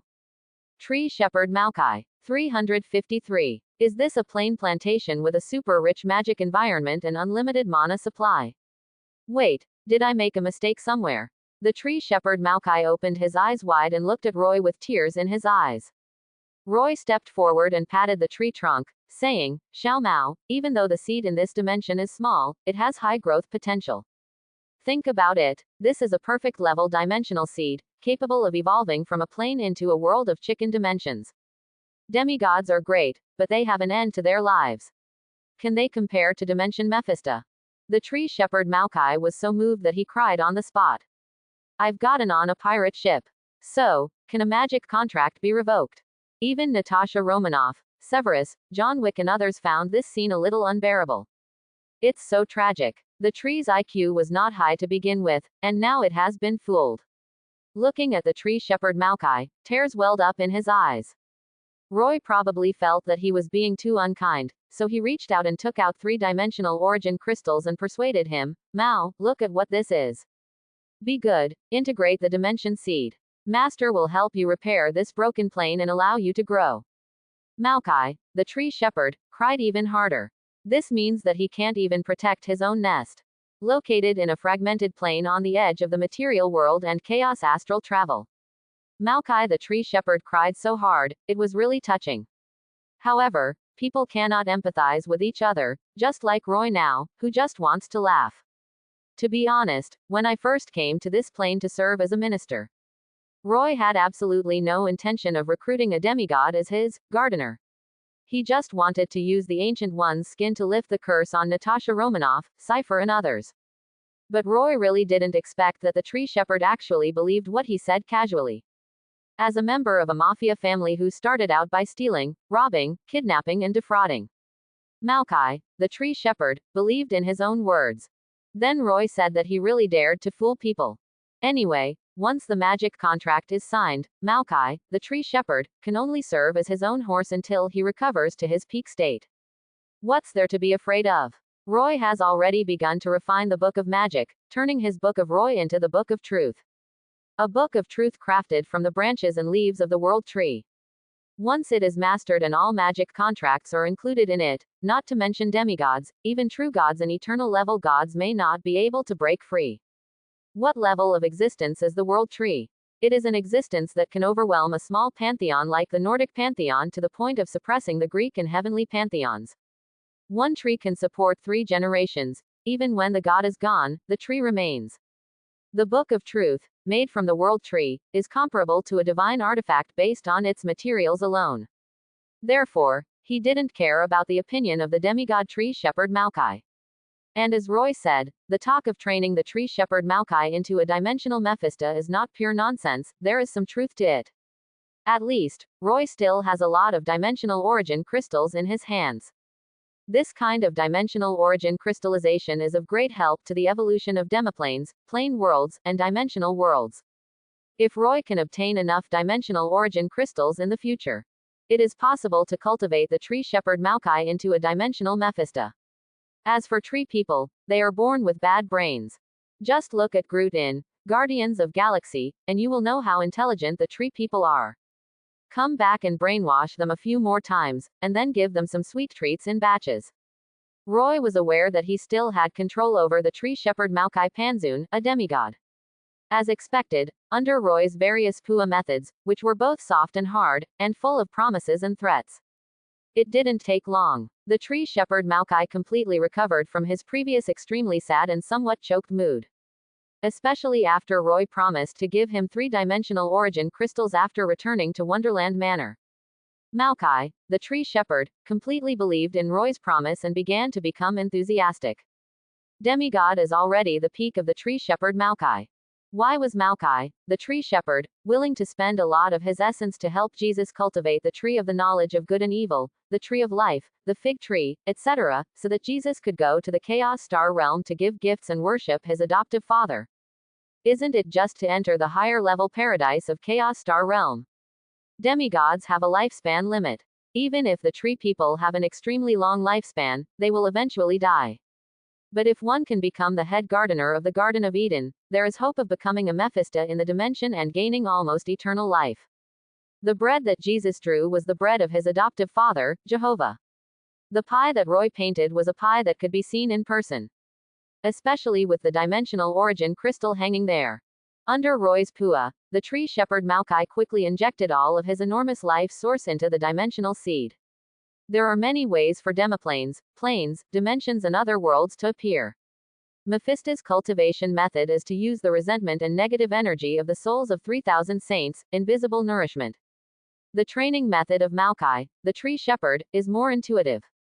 Endless infusion of the source of life. A large number of life patterns soon began to appear on that dimensional seed. Circle after circle. The dimensional seed looked only the size of a fist, but the life patterns, magic runes, various magic rings, etc. on it were densely packed like stars. This is a kind of cultivation, but also a kind of rebirth. In this cultivation process that is almost like nirvana and rebirth, Maokai the tree shepherd's original body might gradually fade away and die. But within the seeds of that dimension, new tree shepherds will also grow out, and from birth, they will be the sacred trees of this demiplane. When the demiplane grows into a plane world, Maokai, the tree shepherd, will be able to return to his peak demigod state. When the plane world is promoted to the dimension world, the tree man Maokai will be able to become the dimension Mephisto. And under Roy's orders, the life energy that Maokai, the tree shepherd, infuses into the dimensional seed is not only the source of his own life, but also the source of the entire forest and the broken plane. Accompanied by this destructive extraction and transfer of the origin. In the entire plane world that was on the verge of breaking, large tracts of forests began to wither. Eventually, even the waterfalls and streams in the forest began to dry up. The world is wailing and may collapse at any time. Even the elves that permeated the entire world began to tremble, like a sea of clouds, constantly rolling, as if they were about to rush out of this world. Fortunately, at this time, the dimensional seed swallowed a large amount of life origin, plus 3-dimensional origin crystals, accompanied by a burst of extremely bright light, like the Big Bang. Inside that dimensional seed, a universe and starry sky gradually appeared. 1.5 plane. Mephisto spent countless efforts, combined with the origin of hell and the souls of 3,000 saints, and it took him more than 100 years to successfully accomplish the Chuji religion. Under the crazy infusion of the tree shepherd Maokai, it took less than 10 minutes. At the same time, a miniature treeman appeared in the demiplane inside the dimensional seed. It has come to this. Maokai, the tree shepherd, only needs to take the last step and transfer his own soul into it to complete success. However, the tree shepherd Maokai still misses his old nest. Before transferring the soul, the tree man Maokai waved his hand. In an instant, the fog in the entire plane rolled back and turned into a group of elves, which almost fled and drilled directly into the dimensional seed. And in the entire forest that had been completely withered, a little green spiritual halo rose up and turned into a torrent, pouring into the inner part of the dimensional seed. These are the spiritual essences of demonic plants that emerge from the lair of the tree herder Maokai. After injecting the dimensional seeds, it can take root and sprout again. 10 minutes. The forest plain that was originally beautiful and looked like a fairy tale world has become a desolate place. In the entire plain, even the land was dry and cracked, without a trace of life. Watching the tree shepherd Maokai's conscious, packing behavior, Roy felt extremely relieved. He came to the giant tree that housed the tree shepherd Maokai, patted the trunk, and said emotionally, "Mao, my master is not a heartless person. Here, this is the 3-dimensional origin crystal. Just transfer your soul and absorb it. As for your true form, just leave it here. We cannot let you die without a burial place. Go and meet your new life. After returning to Earth, the Master will anchor the dimension seed. Then you will be able to grow happily, moving towards the dimension Mephisto little by little." Listening to Roy's words, the tree shepherd Maokai was moved again. This time I was truly moved, not fake. The Master was not lying to me, he just didn't make it clear before, so I misunderstood. This is another 3-dimensional origin crystal.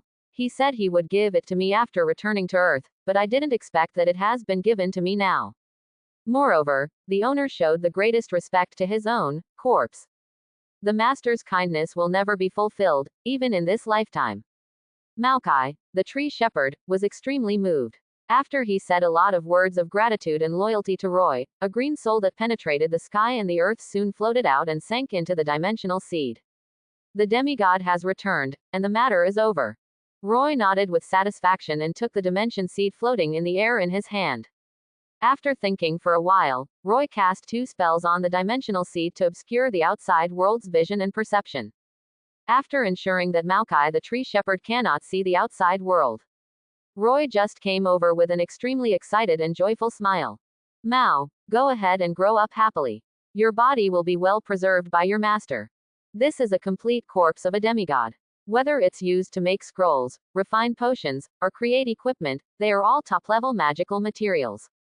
Definitely, the best use of this demigod giant tree corpse is to make a top-level golem puppet. In the Philosopher's Stone, there is a top-level golem puppet called the Ancient War Tree, which is made from the trunk of an ancient and powerful demonized giant tree. This is a top-level golem puppet that is no less powerful than the Silver Angel. However, the effectiveness of Silver Angel tends to be more sacred and flexible. The effectiveness of the Ancient War Tree tends to be in the aspects of civil engineering, meat shield and attack. Even a demigod-level golem puppet is not something I can refine at this stage.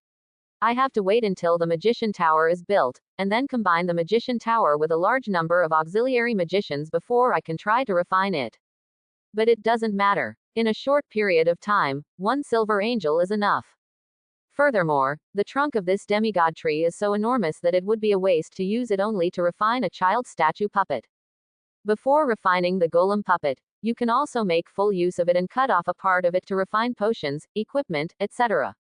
Roy was thinking about how to make the most of the demigod torso left behind by the tree shepherd Maokai.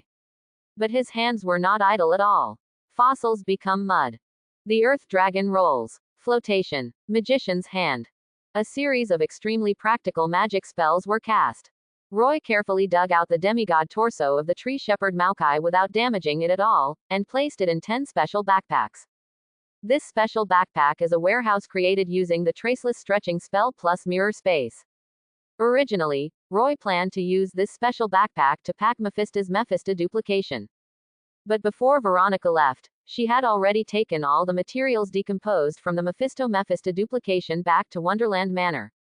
Right now, it would be just right to use this special backpack to carry away the entire demigod's torso. Roy happily packed up the demigod's torso. At this time, Natasha Romanoff and others, who were already speechless about Roy's deception of ability, became even more silent.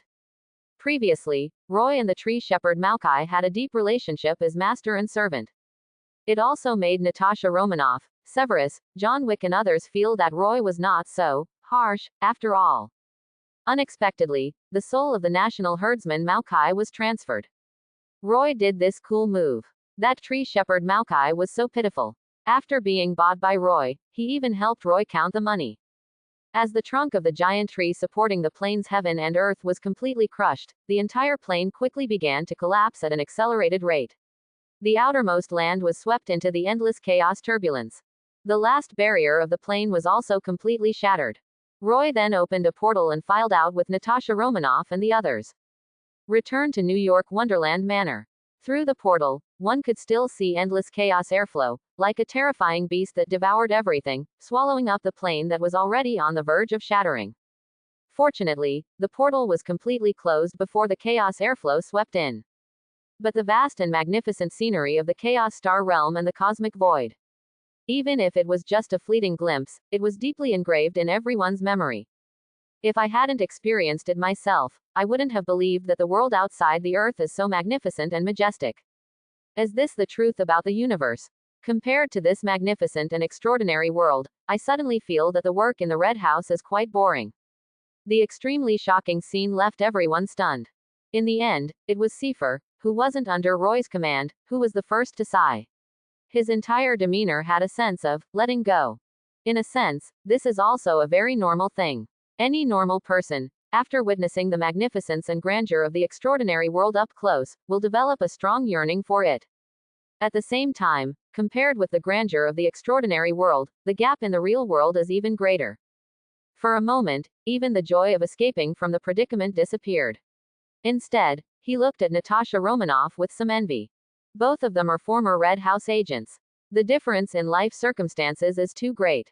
Just when Seifer was feeling extremely disappointed and his emotions were difficult to calm down, Natasha Romanoff also reacted completely. She instinctively put her arms around Roy's arms and looked at Seifer with bright eyes. Junior, I have an idea, what do you want to hear? After returning to Wonderland Manor, almost everyone felt relaxed. John Wick quickly left with Robert, Duncan and Willis. Although Robert, Duncan, and Willis have already joined Roy, it has only been a short time since then. Even if they accidentally saw the extraordinary world, they would not be able to integrate into the core all at once. At least, these three people will have to hone their skills under John Wick for a while. When these three people are fully recognized by John Wick, they will be introduced to the Knight's breathing technique. Perhaps, Roy would bestow the magic potion to help the three of them step into the extraordinary realm as soon as possible. At that time, these three people could be considered to have truly entered Roy's inner circle. After John Wick and his four companions left, Veronica and Emma, the hostesses of Wonderland Manor, quickly brought Natasha Romanoff and Seifer to the second floor of the Manor Villa. It was only at this time that Roy had time to come to the living room on the first floor to serve as a servant. In the living room on the first floor of the Manor House, there is also Carter Slay, who is already at the end of his life and is waiting for death, waiting to see Roy for the last time. It was different from the excitement or sadness Roy had imagined. After watching the complete torture and refinement of the Mephisto duplication in the Four Symbols Demon Ceiling formation, Carter Slay appeared remarkably calm, like a monk who had seen through the mundane world. The TV in the living room was tuned to a Texas TV channel. Carter Slay sat on an old-fashioned single sofa, holding a bottle of beer in his hand, his eyes empty. Until Roy arrived, waved and took a bottle of beer, and clinked it with Carter Slay's beer. White frost spread, making both bottles of beer become cold. Carter Slay's eyes finally focused, and he took a sip of beer and praised, "Magic is really convenient." Roy smiled and said, "It's just okay, barely." Carter Slay looked at Roy's smug expression and silently raised his middle finger. A dying person is also a partner. Carter Slay was fearless. Roy didn't care about it, and said with a restrained smile, "Old Ka, we can say that we have a pleasant cooperation. I've gained a lot this time. Before you die, do you have any wishes? I'll help you realize them." This time, Roy didn't fool around, nor did he use any tricks. Just as Roy said, he gained a lot from his trip to the south, which made him in a very good mood and he was ready to show some kindness. Carter Slay took another sip of beer, his expression blank. "Roy, will there be anything left after I die?" "I don't know. Most likely, there isn't any. Hellfire can burn everything. Forget it. Let your angel say a mass for me. I miss San Venganza village." Accompanied by Carter Slay's words, a hellfire began to spread gradually over his body, causing the magic pattern formations in the manor villa to begin to reveal an energy halo, forming a protective force field. It only took more than 10 seconds. The last bit of Carter Slay's soul also completely disappeared in the hellfire. In the end, there was only a human-shaped hellfire, flickering slightly in the air. This is the root of Carter Slay's ability to become Ghost Rider, the spirit of vengeance. At the same time, this spirit of vengeance is also the basis for Mephisto to control Ghost Rider. After the death of each Ghost Rider, his soul will be completely devoured by the spirit of vengeance. To be more precise, it will merge with the spirit of vengeance. No one can tell the specific origin of the spirit of vengeance. In any case, Roy could clearly sense in the spirit of vengeance a power that came from hell and even the abyss. It was as if, by mastering the spirit of revenge, one could gain a portion of the authority of hell. But in the usual style of Mephisto, hell, and the abyss. Roy was sure of it. Whether it is the spirit of revenge or the power of the origin of hell contained in it, there are definitely great hidden dangers. Fortunately, Roy has a way to avoid this hidden danger. This is not the first time that Yaoi has taken advantage of Mephisto, hell, and the abyss. An extraction technique was performed. Roy used the Philosopher's Stone as a medium and quickly extracted a top-level soul crystal from the spirit of revenge. The moment this top-level soul crystal took shape, information and knowledge rushed into Roy's body. At the same time, the spirit of revenge was completely destroyed. Roy could clearly sense the endless negative energy, forming terrifying curse torrents that fell madly on Roy. 000. Some of these curses come from Mephisto, and some come from the instinctive disgust of the hell dimension. There are even evil thoughts from heaven. The composition of this spirit of revenge is really outrageous, it's mixed blood to the extreme. The overwhelming curse did not affect things like magic circles, but directly affected Roy's soul, mind, and will. However, before the curses could take effect, the Philosopher's Stone trembled slightly, completely suppressing all negative energy.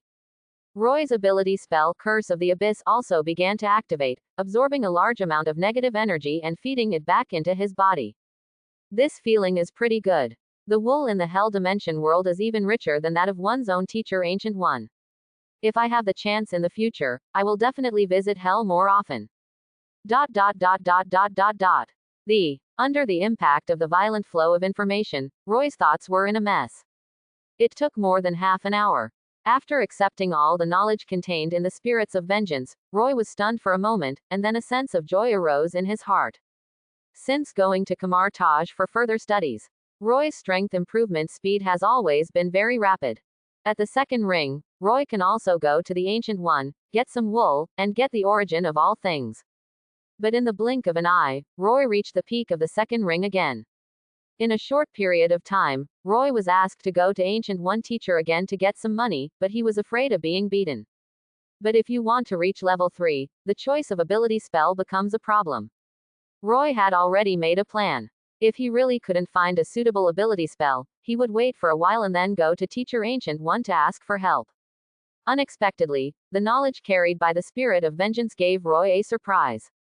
Third level ability spell, Authority of Judgment, Scales of Justice, True Damage, Mark of Undying. This is an ability spell that does not belong to the string world and beneath everything. The spirit of vengeance possesses the essence of both heaven and hell, and their ultimate judgment of the soul unexpectedly triggers 10 series of law authorities, including judgment, fairness, and trial. This is also the reason why Ghost Rider is often able to escape from Mephisto's control. The ultimate power of judgment after sublimation has exceeded the original authority of hell and heaven.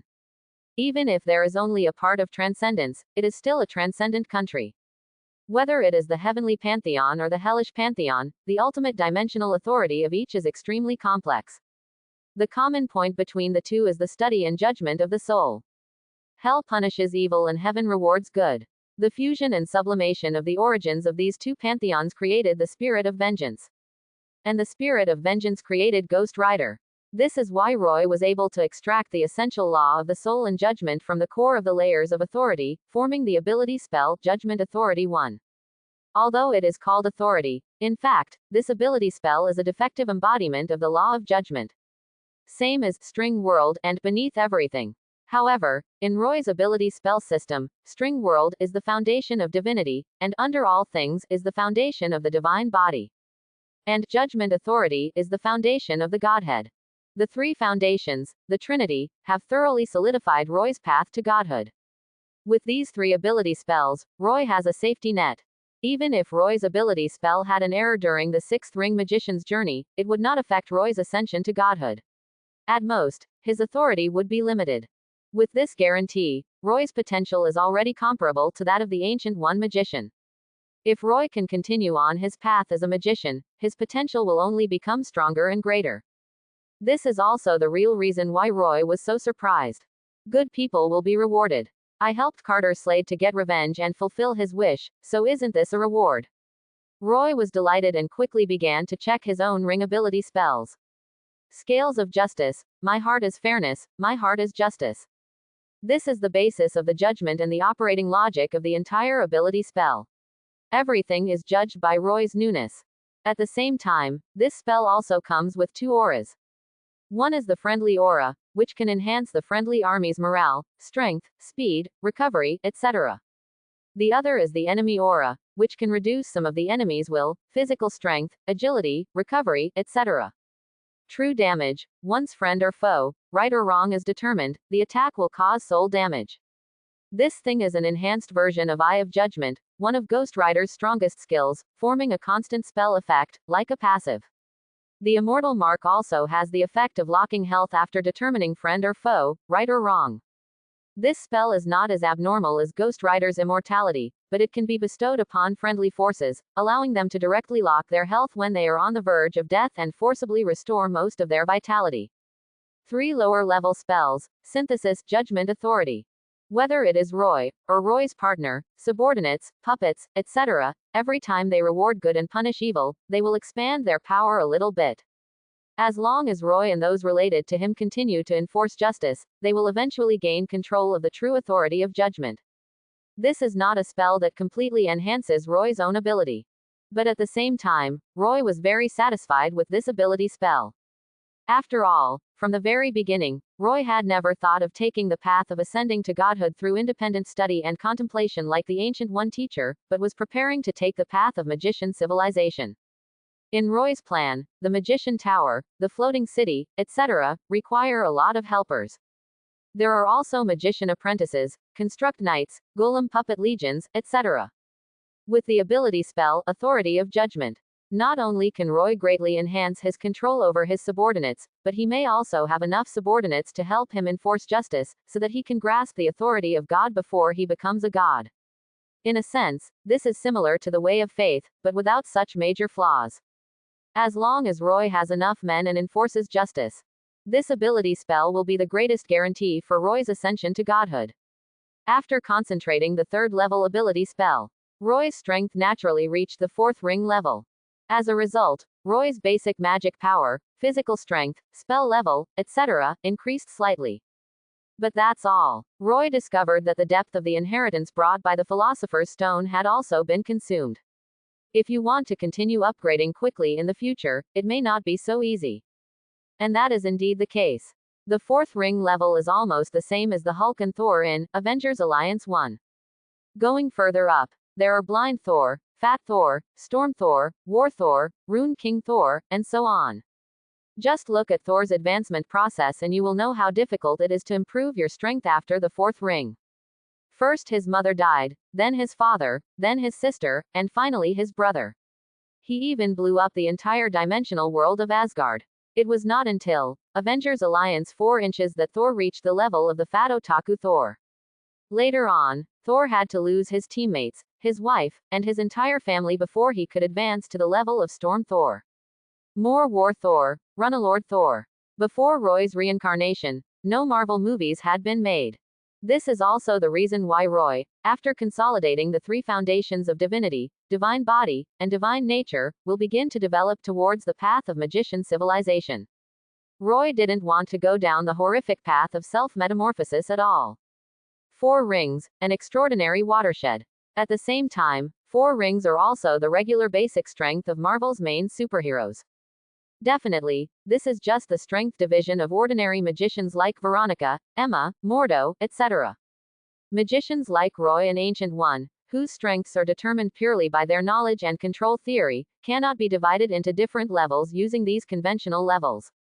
Whether it is the magical Holy Spirit essence of the Ancient One or Roy's top puppet, they are all bugs. Promoted to 4th ring. After adapting to my own strength a little, Roy felt that he needed a small celebration on 1.7. For example, your favorite sport, racing, is a great way to celebrate.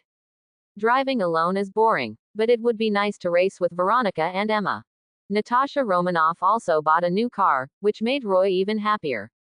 A full 3 days. Seifer, who was almost under house arrest in Wonderland Manor, became extremely irritable when he heard the frequent roar of racing cars. In Seifer's opinion, Roy, Veronica, Emma, and Natasha Romanoff are simply wasting their time on material things. What's so good about racing? I never hurt anyone. When it comes to speed and passion, airplanes are the way to go. That's right, after I get out of this Wonderland Manor, I'll just fly myself. Wonderland Manor. After 3 days of carnival, Emma has absolutely no interest in magic research and prefers to secretly develop her own psychic magic by doing business, controlling the group, and expanding her network. At most, Emma would come back every 2 days to replenish her magic power. So after the carnival ended, Emma left for the outside world with billions of gains. As for Veronica, she is a typical homebody. She doesn't even like to go to the garden, but prefers the magic laboratory. Especially after this siege of Mephisto. In the magic laboratory of the Manor Villa, there is also a prince of hell, the inner demon, imprisoned. As soon as Veronica finished her revelry, she went to the magic laboratory, preparing to use the witch's inner demon as experimental material to combine the activation summoning technique inherited from Merlin with the magic of the dead. As a result, the only ones left with Roy were Natasha Romanoff and the prisoner, Seifer. I have to say that the Black Widows raised in the Red House have very strong temperaments. When Roy 09 was hunting Natasha Romanoff, it took him a lot of effort and time. The same is true for Seifer today. Even during these 3 days, I was shocked many times by the racing scenes I saw unexpectedly. Seifer still said that he disdains driving and just wants to fly planes and be beautiful alone. Roy marveled at the beautiful flowers that blossomed after hunting, like Natasha Romanoff, and did not make things difficult for Seifer, but only temporarily imprisoned him in Wonderland Manor. After all, next, Yi will help Tasha to completely deal with the Red House and Drakov. Seifer can not only provide certain information and intelligence. And once Seifer leaves Wonderland Manor, no one knows whether Seifer will leak Roy and Natasha Romanoff's plan. The oak garden is sunny and dotted with flowers. At the moment, Roy, with the oak garden as the center, continuously hammered the refined magic pillars into the ground one by one, and connected them with the overall magic circle of the Wonderland Manor. After setting up the plantation magic circle, Roy quickly took out the dimension seed that had been placed there for 3 days. The dimensional seed fell into the plantation magic circle and quickly took root, completely integrating into the underground array base in a strange way. Then the dimensional seeds were like ripples on water film, completely integrated into the plantation space. Layer upon layer of ripples spread. Whether it was Roy, Natasha Romanoff, or Seifer, they could all clearly see that a vague demiplane was completely anchored in the demonized plantation. The demiplane is anchored to the magic circle, and the dual spaces merge. Soon, a vast continent appeared inside the demonized plantation. Ordinary people cannot see the half-hidden plane plantation at all. Only those who are granted authority by Roy can pass through this demonized plantation and enter the plane. At the same time, the core magic element pool of the entire Fairyland Manor, with the help of the overall magic circle, began to constantly supply infinite magic power to this half-plane. In that half-plane, springs of magic power continuously emerged, almost visible to the naked eye. Maokai, the tree shepherd who was still sleeping, began to wake up. However, the tree shepherd Mikey now has completely lost his previous tall and majestic appearance, and is now very small and cute. The current tree shepherd Maokai is really a little Mao. When Xiao Mao sensed the strong magical power spreading, his eyes suddenly lit up and he ran happily on his short legs. After a while, at the place where a large amount of magic power converged, Xiao Mao found the most comfortable place, and from the tree man state, he took root again and turned into a sapling state. Xiao Mao, who was reborn after Nirvana, although his demigod nature remained unchanged, his power was very weak. Fortunately, there is an extremely sufficient supply of magic power. Xiao Mao's demigod nature can absorb and release a very powerful amount of magic power, and its growth rate is extremely fast.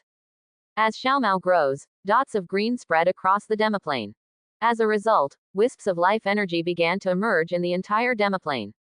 It's done. The development of this half-plane was very successful. In order to reward Xiao Mao, Roy even took out an extra dimension origin crystal, letting Xiao Mao brag about it and swear that as long as he got through the weak period of his newborn life, he would raise a large number of forests, magic plants, and even magical beasts for his master Roy. Deep in the brainwashing of Xiao Mao, Roy was in a very good mood. Looking at his still desolate half-plane, he found the scenery extremely beautiful. And next to Roy, Natasha Romanoff, who had long been taught the meditation method of the will of truth, also successfully mastered the meditation method with the help of the original magic power that escaped when the plane was born. Although Natasha Romanoff is still just a magic apprentice, she has successfully started her evolution. Especially Natasha Romanoff has magic ear studs specially made by Roy, so she has plenty of backup magic power. Many small spells at the magic apprentice level. After adapting for a while, Natasha Romanoff quickly became proficient in using it. Cleansing, silencing, lightness, magician's hand, etc. These small spells are inconspicuous, but very practical, and they have a strong auxiliary and complementary effect on Natasha Romanoff's own agent skills. Natasha Romanoff was naturally very happy about this. She showed her love to Roy and performed various spells. And looking at this scene, Philosopher, who also came from the Red House, didn't say it, but his eyes were full of envy.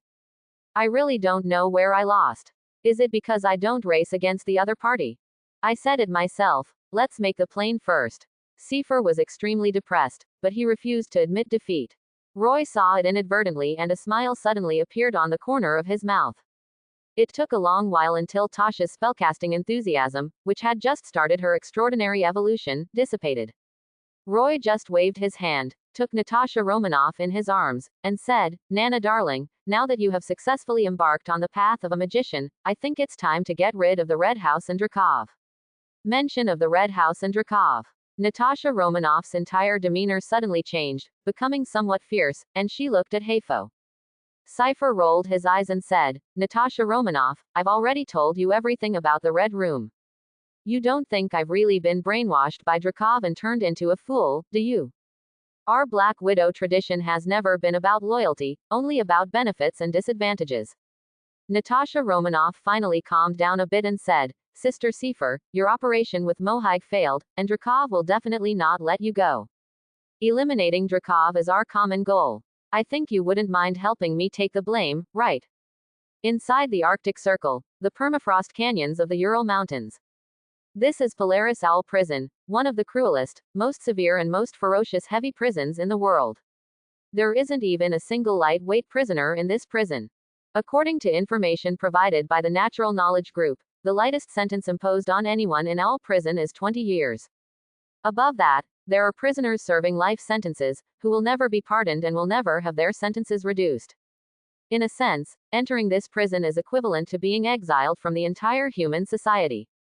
And on this morning when the cold wind never stopped, on the distant hillside of the permafrost canyon, an orange-yellow portal suddenly opened, and Roy, Natasha Romanoff, and Philosopher, like spring and autumn, passed through the portal and looked down at the permafrost canyon in the canyon. From a distance of several thousand meters, he could clearly see every snowflake in the Eagle prison. Natasha Romanoff started her evolutionary journey and could barely make out the figures and century arrangements. Only Seve, holding a monocular electronic telescope, felt more and more frightened the more he looked. In that owl prison, there are 7 bunkers visible on the surface, 4 watchtowers, and more than 18 sniper points.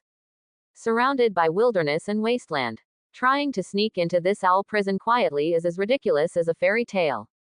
Observe for a quarter of an hour. Cypher's face was cold and dark, and he first glanced at Natasha Romanoff. Natasha Romanoff gave her a sweet, hopeful look. Cypher was furious and speechless. He looked at Roy and asked, "Are you sure that Natasha Romanoff's father, Alexei Shostakov, is imprisoned in this prison?" As a newly started Black Widow, Cypher didn't know much about the Red House and Drakov. If you can't be an information provider, you can only be a scapegoat. At the moment, Natasha Romanoff, with Roy as her big backer and enough strength, has long since given up the idea of being a Lone Ranger, and is instead preparing to make a big splash in the SHIELD. In this case, if they want to get rid of Drakov and the Red House, they cannot reveal Natasha Romanoff's identity. Since Natasha Romanoff cannot reveal her identity, the only suitable role left for her is to be a criminal.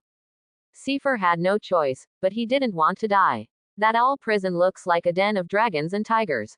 Even if the time comes, Cypher still wants to fight for it, because he is wrong. Face Cypher's final struggle. Before Roy could speak, Natasha Romanoff interrupted him and said, "He's an adoptive father, not a father."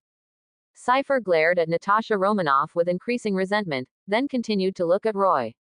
Roy shrugged and said, "Alexei was once a second-generation Red Guardian of the Sushong Empire. He was injected with the Sushong version of the super soldier serum. Before the disintegration of the Sushong Empire, Alexei openly took sides and made a serious mistake.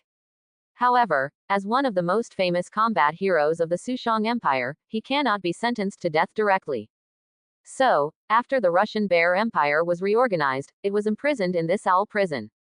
Nowhere else can hold a tiger like the Red Guardian." Listen to Roy's explanation. Cypher's heart was completely broken. Roy has done such a detailed job of intelligence work, there will definitely be no mistakes. In other words, he had to go to the dangerous place of literature. Looking at Seve's sad face, Natasha Romanoff was a little reluctant. She touched the magic prop version of Widow's Bite in her hand, but was still reluctant to give it up. She changed it into a magic pistol and handed it to Cypher. "Junior, this gun has 4 special effects: explosion, penetration, freeze, and disintegration. Senior G sponsored you. What kind of senior are you? Is there any senior like you who forces others to die and takes the blame? Black Widow, it's like eating each other, the winner takes all, you know." Quote. Quote. Natasha Romanoff's words were very cruel, yet she said them with extraordinary ease. Although Cypher was unhappy, his hands did not slow down at all.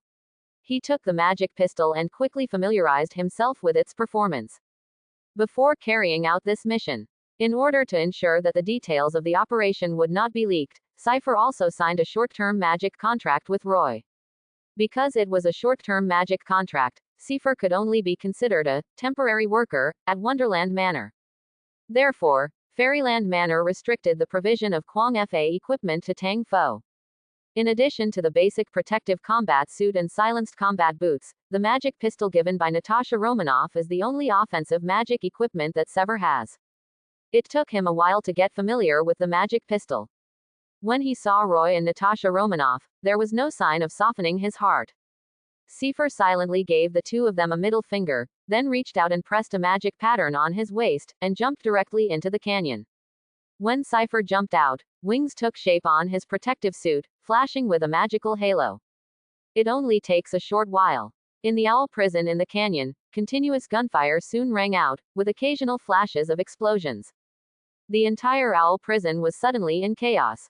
Until this time, Roy just opened a large portal that led directly to a warehouse in the owl prison. An orange-yellow light flickered in the heavy punishment cell. Alexei, who was already on high alert, suddenly had his eyes light up. He reached out and pulled up a bench and threw it towards the portal. He followed behind like a tiger. Prepare to break out directly. I have to say, as a second-generation Red Guard, Alexei's fighting instincts, instant surprise attack plans, etc. are all very good. Unfortunately, Alexei met Roy. Before Alexei could rush into the portal, a long leg, like a battle axe, chopped the bench in midair and kicked Alexei in the chest. Then, Alexei flew backwards as if he had been hit by a train. Bang! The entire prison warehouse shook violently. Until Roy and Natasha Romanoff walked into the room, looking like a perfect match. Alexei just slid down from the wall slowly like a painting, his expression twisted into a knot. After a long while, Alexei dry heaved for a while before he looked up at the person who came. Natasha Romanoff. My daughter. She's an adopted daughter. The relationship between Natasha Romanoff and her adoptive father doesn't look very good. In fact, if it was his biological daughter, Alexei might not be willing to send her to the Red House. But it is impossible to say that there is no emotion. Once upon a time, Natasha Romanoff, Yelena, Alexei, and Melina, a family of 4, lived happily in America for more than 10 years. That was Natasha Romanoff's most beautiful childhood memory. The permafrost winds of the Ural Mountains are as biting as ever. Even in the heavy-duty cell deep within the owl prison, one could hear the whistling wind, mixed with gunshots, explosions, screams, and noise. On the contrary, the atmosphere in this small heavy punishment cell was silent and cold. Natasha Romanoff's cold face made Alexei feel uncomfortable, and he felt more guilty. For quite a while, Alexei finally stood up with difficulty and said, "So, Natasha Romanoff, are you here to save me, or?" Natasha Romanoff said coldly, "Tell me where Melina is." Alexei felt relieved upon hearing this, but also a little disappointed. He said, "I don't know. When the Empire collapsed, Melina and I had a big argument. I believe the Empire will eventually make a comeback, while Melina insists the purge will escalate. We discussed it for a long time and decided to send you to the Red Room. After all, Melina also came from the Red House and is quite familiar with Drakov. The trend of the disintegration of the Sushong Empire cannot be stopped by an individual. Even a family of combat heroes as strong as the Red Guardians can only go with the flow of the general trend, or even take the initiative to split up the family and not put all their eggs in one basket. That's true, but unless it happens to you personally, you will never be able to empathize with it." After hearing Alexei's words, Natasha Romanoff's face struggled for a moment, but it was still hard to forgive. Natasha Romanoff's mood became even more unstable. She interrupted with a hint of anger, "Tulani." Natasha Romanoff was sent to the Red House in 1997, when she was 13 years old. She had a clear memory of the chaotic situation after the collapse of the empire and could barely understand her adoptive parents' behavior. But Yelena was only 8 years old at that time. When Natasha Romanoff saw Yelena in the Red House, she almost collapsed. Yelena was sent to the Red House, which was also an important reason why Natasha Romanoff decided to defect and destroy the Red House. Hear Natasha Romanoff roar. Alexei's entire spirit seemed to have dissipated, and he said dejectedly, "I didn't know that the situation changed very quickly 2 years after you were sent to the Red House. During that time, I was detained by the military and tried in various courts. Melina and Yelena disappeared very quickly. I have no news about them." Alexei wanted to say something else. Natasha Romanoff had calmed down and said firmly, "I came from the Red House too. Every Black Widow always has a second choice, Alexei, you can't fool me. A mature agent or spy will always have a backup plan. Alexei, who seems to be trapped in a permafrost prison, is Melina's backup." As expected, amidst Natasha Romanoff's almost sarcastic sneer, Alexei slumped against the wall, looking up at Natasha Romanoff with an increasingly dejected expression. He smiled wryly and said, "In Ohio, Melina always liked to separate her investments." She was right. Ohio, where Natasha Romanoff lived from the age of 6 to 11, is the best childhood memory she has. Just as Natasha Romanoff was stunned, Alexei seemed to admit his failure and said, "Shauna, do you remember when you returned home when you were 11? A trace of pain flashed across Natasha Romanoff's face as she said, "I remember." That was the beginning of the end of Natasha Romanoff's beautiful childhood. After returning to the Russian Empire from America, Natasha Romanoff and her family were displaced. Within 2 years, Natasha Romanoff was sent to the Red House. Alexei's mood grew darker as he watched the fleeting expression of pain on Natasha Romanoff's face.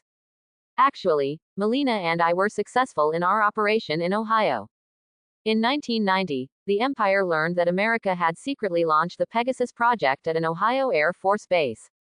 That same year, Captain Marvel was announced at the Ohio Air Force Base, AJA. Melina and I were chosen to start a family with you and Yelena and go to Ohio. In 1995, we obtained 10 parts of the research data from the Weimar project. But at that time, Melina and I vaguely realized that Drakov, who was in charge of the Ohio operation, seemed to have betrayed the Empire, and the dispute arose from this. The Empire was in turmoil at the time, so Melina and I didn't hand over the information right away. Later, I was placed on the Empire's watch list, and Melina chose to fully commit to Drakov. If you insist on looking for Melina, then go to our former family. After saying this, Alexei fell completely silent. Alexei is Melina's backup. Similarly, Melina is actually Alexei's backup. Now, Alexei handed over his last secret, leaving all decisions to Natasha Romanoff. In a sense, it was Alexei's desperate act of surrender. For a moment, the room fell silent again. At this moment, the door of the room was suddenly kicked open, and Cypher, with a black and gray face, rushed into the room like a cheetah, and then saw Roy and Natasha Romanoff, who were like tourists. The atmosphere became even weirder. Seifu looked a little embarrassed, and he said more sarcastically, "So, you two dogs are teasing me, right?" Before the operation, Seifer always thought that Roy and Natasha Romanoff did not know the specific location of Alexei's imprisonment. Otherwise, the two of them would be able to take the target away quietly. Now it seems that my task is totally redundant. No, it should be said that my task is to take the blame. Definitely, people have to bow their heads under the eaves. To survive, it's okay to take the blame. 014909409 Filu 14100270. But playing tricks on people is a bit too much. Seve wanted to say something more. But unfortunately, Natasha Romanoff was in a bad mood at that time. She glanced at Cypher, and the widow's bite on her hand flashed slightly, but the silencer did not fall on Cypher. Cypher, senior sister, what a bullshit senior sister. They are the same people who are harming their own people. They are the wolves, right? Natasha Romanoff, I'm not done with you. Knowing that he was no match for Natasha Romanoff for the time being, Cypher quickly calmed down and his eyes fell silently on Roy. Grab her backstage, sleep with her man, and she dotes on you. Humph, wait, this matter is not over yet. No one knows what Cypher is thinking. After Natasha Romanoff easily dealt with Cypher, she looked at Roy with a somewhat weak look and said, "Dear, everything is clear now. Let's go back." Roy kissed Natasha Romanoff on the forehead lovingly and quickly opened the portal. Alexei was also picked up by the magician and taken back to their home base in New York. After returning to New York, Roy and Natasha Romanoff did not rush to take the next step. First of all, the Owl prison had just been attacked. Roy and Natasha Romanoff need to spread the news that Cypher has defected and attacked the prison. And this takes time to ferment. Meanwhile, Natasha Romanoff has to go back to S.H.I.E.L.D. to put on a show. Once the news of the Owl prison spreads, Natasha Romanoff will have another fight with Nick Fury, and then Natasha Romanoff will be able to perfectly remove herself from the whole thing. Sure enough, things are developing in the direction pushed by Roy and Natasha Romanoff. 2 days later, Natasha Romanoff was soon suspended by S.H.I.E.L.D. because she almost kicked Nick Fury. Then Natasha Romanoff blatantly began to flirt with the Natural Knowledge Group, first shopping on Fifth Avenue with Emma, and then moving directly into Wonderland Manor. But unexpectedly, S.H.I.E.L.D. did not respond at all. Obviously, within S.H.I.E.L.D., Natasha Romanoff must have been secretly given the task of getting close to Roy. However, to Roy's surprise, this mission was not assigned by Nick Fury, but by Alexander Pierce, the head of S.H.I.E.L.D., to Natasha Romanoff. A two-faced, no, three-faced, or even multi-faceted spy. With Roy's support, Natasha Romanoff is doing very well in S.H.I.E.L.D. and Hydra. After making a series of extraction preparations in the suburbs of Cleveland, Ohio, there is a country villa hidden by the fields and river. Roy brought Natasha Romanoff and Cypher, and like a ghost, they appeared in a secret laboratory behind the villa as if they were in an empty place. Melina, who? Natasha Romanoff suddenly spoke, and Melina instinctively drew her gun. But just as Melina turned around, an invisible force bound Melina tightly like a rope. Natasha Romanoff's hands glimmer faded as she stared directly at Melina. Melina is worthy of being the Black Widow of the older generation. Even though she was restrained by the magician's hand, she quickly calmed down. The two looked at each other for a moment. Finally, it was Melina who spoke up. Xiao Na, you rescued Alexei, right? Upon hearing this, Seifer curled his lips in dissatisfaction. Natasha Romanoff said expressionlessly, yes, I want to kill Dr. Draco. Melina struggled and said anxiously, Xiao Na, we can't do that. All Black Widows have their genetic profiles collected at the beginning of their training. Drakov has a pheromone implanted in his body, and no Black Widow can harm him. Bang! As Melina spoke, Roy suddenly snapped his fingers and used his mind to control Melina like a puppet, and came to the opposite side of the crowd and sat on the sofa. Only then did Roy say, you don't have to worry about pheromones. You just need to tell me the location of Drakov and the Red House base. In return, I can help you remove all the constraints in your body and let you choose the life you want. The Red House base is related to Roy's Magician Tower plan. After finding Melina, Roy quickly took over command of the entire operation. Neither Natasha Romanoff nor Seifer had any objection. Seeing this, Melina's face flashed with excitement, but she quickly frowned and said, who are you? Roy reached out and took Natasha Romanoff in his arms, saying, my name is Roy, and I'm half your son-in-law. Melina frowned as she looked at Natasha Romanoff. Natasha Romanoff said with a hint of happiness, Melina, Roy is my lover. I am luckier than you think. You can trust him completely. Every spy is basically a smart guy among smart guys, and has almost no emotionality. Seeing that happiness in Natasha Romanoff, Melina's eyes showed a hint of surprise, envy and comfort, and she said neatly, congratulations, Xiao Na, but I don't know the exact location of Drakov. Drakov doesn't trust me, or rather, Drakov doesn't trust anyone. Back then, I gained Drakov's protection by sending him information about the Pegasus project. But Drakov has been putting me here to do some research. All I know is that Drakov has been infiltrating Cleveland in recent years, using Cleveland's industrial distribution center to secretly build a steel base. 0. The Tianma project is the ultimate reason for the birth of Captain Jingqi. It makes sense that Drakov used some extinct information from the Pegasus project to create the city in the sky. Otherwise, without some black technology, it would not be so easy to build a city in the sky. It is normal for Drakov not to trust anyone when building this kind of nest. Roy was not surprised by this. Then, Roy pointed at Seifer beside him and said, Melina, Drakov should have received the news about the owl prison. Sever rebelled against the Red House and found you through Akshal, but you killed him and subdued him. How about that reason? Drakov would probably be very curious about why Seve betrayed him. Listen to Roy's plan. Melina quickly fell into deep thought, while Seifer became more and more depressed. It's bad enough to take the blame. Now it has to be used as bait. Roy, this fool, really doesn't consider himself a human being at all. Isn't it just that he wants me to race with him? What a dog, he is so reckless. Seifer complained inwardly, and had already made up his mind that after this incident was over, he would find a chance to confront that Roy, but he would have to keep it a secret from Natasha Romanoff. When I find a perfect opportunity in the future, I will teach Natasha Romanoff a lesson. Melina didn't know that Li Fu had already made up his mind to marry his daughter. After a brief moment of contemplation, Melina made her decision and said, I can try to contact Drakov, but I can't guarantee the success of my plan. Roy shrugged and said, it's okay, just give it a try. This plan doesn't work, there are other plans, well, there will always be one that suits Drakov. Like Natasha Romanoff, Seifer is one of the best members of the Black Widow. And there weren't any major loopholes in Roy's overall plan. Seifer was ambushed in Mohago and then suddenly disappeared. He then inexplicably attacked the owl prison. Through Axel, he found Melina, who then subdued him using her high-tech counterattack. This makes sense, especially since the reason behind Seifer's rebellion is extremely mysterious. Roy didn't believe that an old fox like Drakov was not interested. The Marvel world is complex, and each faction holds many secrets. It's just that these secrets, like an iceberg, are mostly hidden beneath the water. In the 1990s, there were the Tianma Project, Captain Marvel, etc. Even Akshali and Melina knew about this matter and participated in the subsequent derivative events. Roy didn't believe that a leader of a powerful force like Drakov didn't have any hidden cards. Otherwise, after knowing the approximate location of Ohio, Roy could have used the connections of the natural group to sweep the entire Ohio.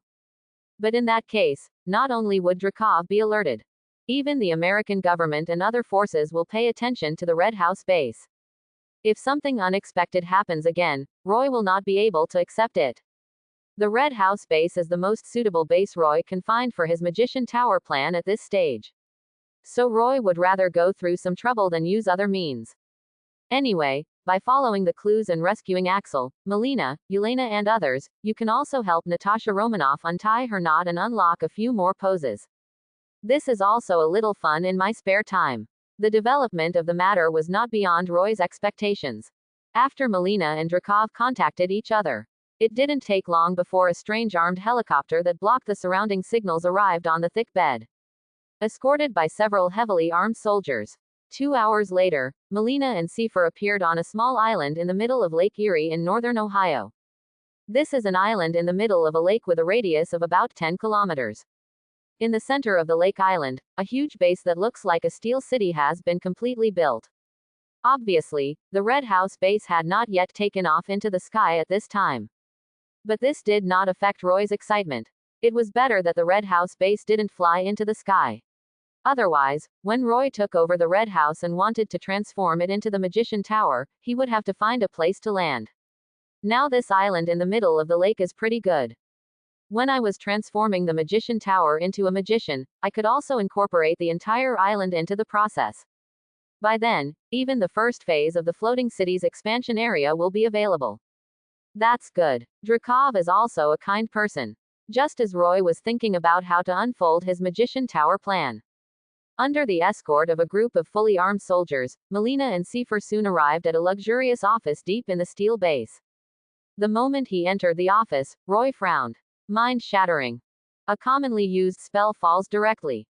Everyone in the office, including Melina and Seifer, instantly entered a state of paralysis with their minds blank. Until this time, Roy just opened the portal and walked out of the mirror space with Natasha Romanoff. Roy glanced at the stiff Dreykov, waved his hand casually, and let Natasha Romanoff handle it. Roy himself came to a huge amount of crystal wall at the end of the office. On this crystal wall, Roy sensed a faint demonic aura. To be precise, it is the breath of a succubus. Rather than being a pheromone distribution center formed by electronic technology and storage technology, this crystal wall is more like a sacrificial array. The end of this sacrificial array should be connected to a succubus of at least legendary level. With such a legendary succubus as his backer, it's no wonder that Dreykov can make the Red House so prosperous. Every Black Widow is essentially a sacrifice to this legendary succubus. The so-called genetic map is actually a mark formed by a trace of soul breath. The genetic maps of the Black Widows are stored in this sacrificial array. Over time, even if they are only influenced by a trace of the legendary succubus's aura, they will become more enchanting and charming, and even their physical fitness and brain development will be greatly improved. With all these, it would be strange if Black Widows could not make a name for themselves in the spy industry.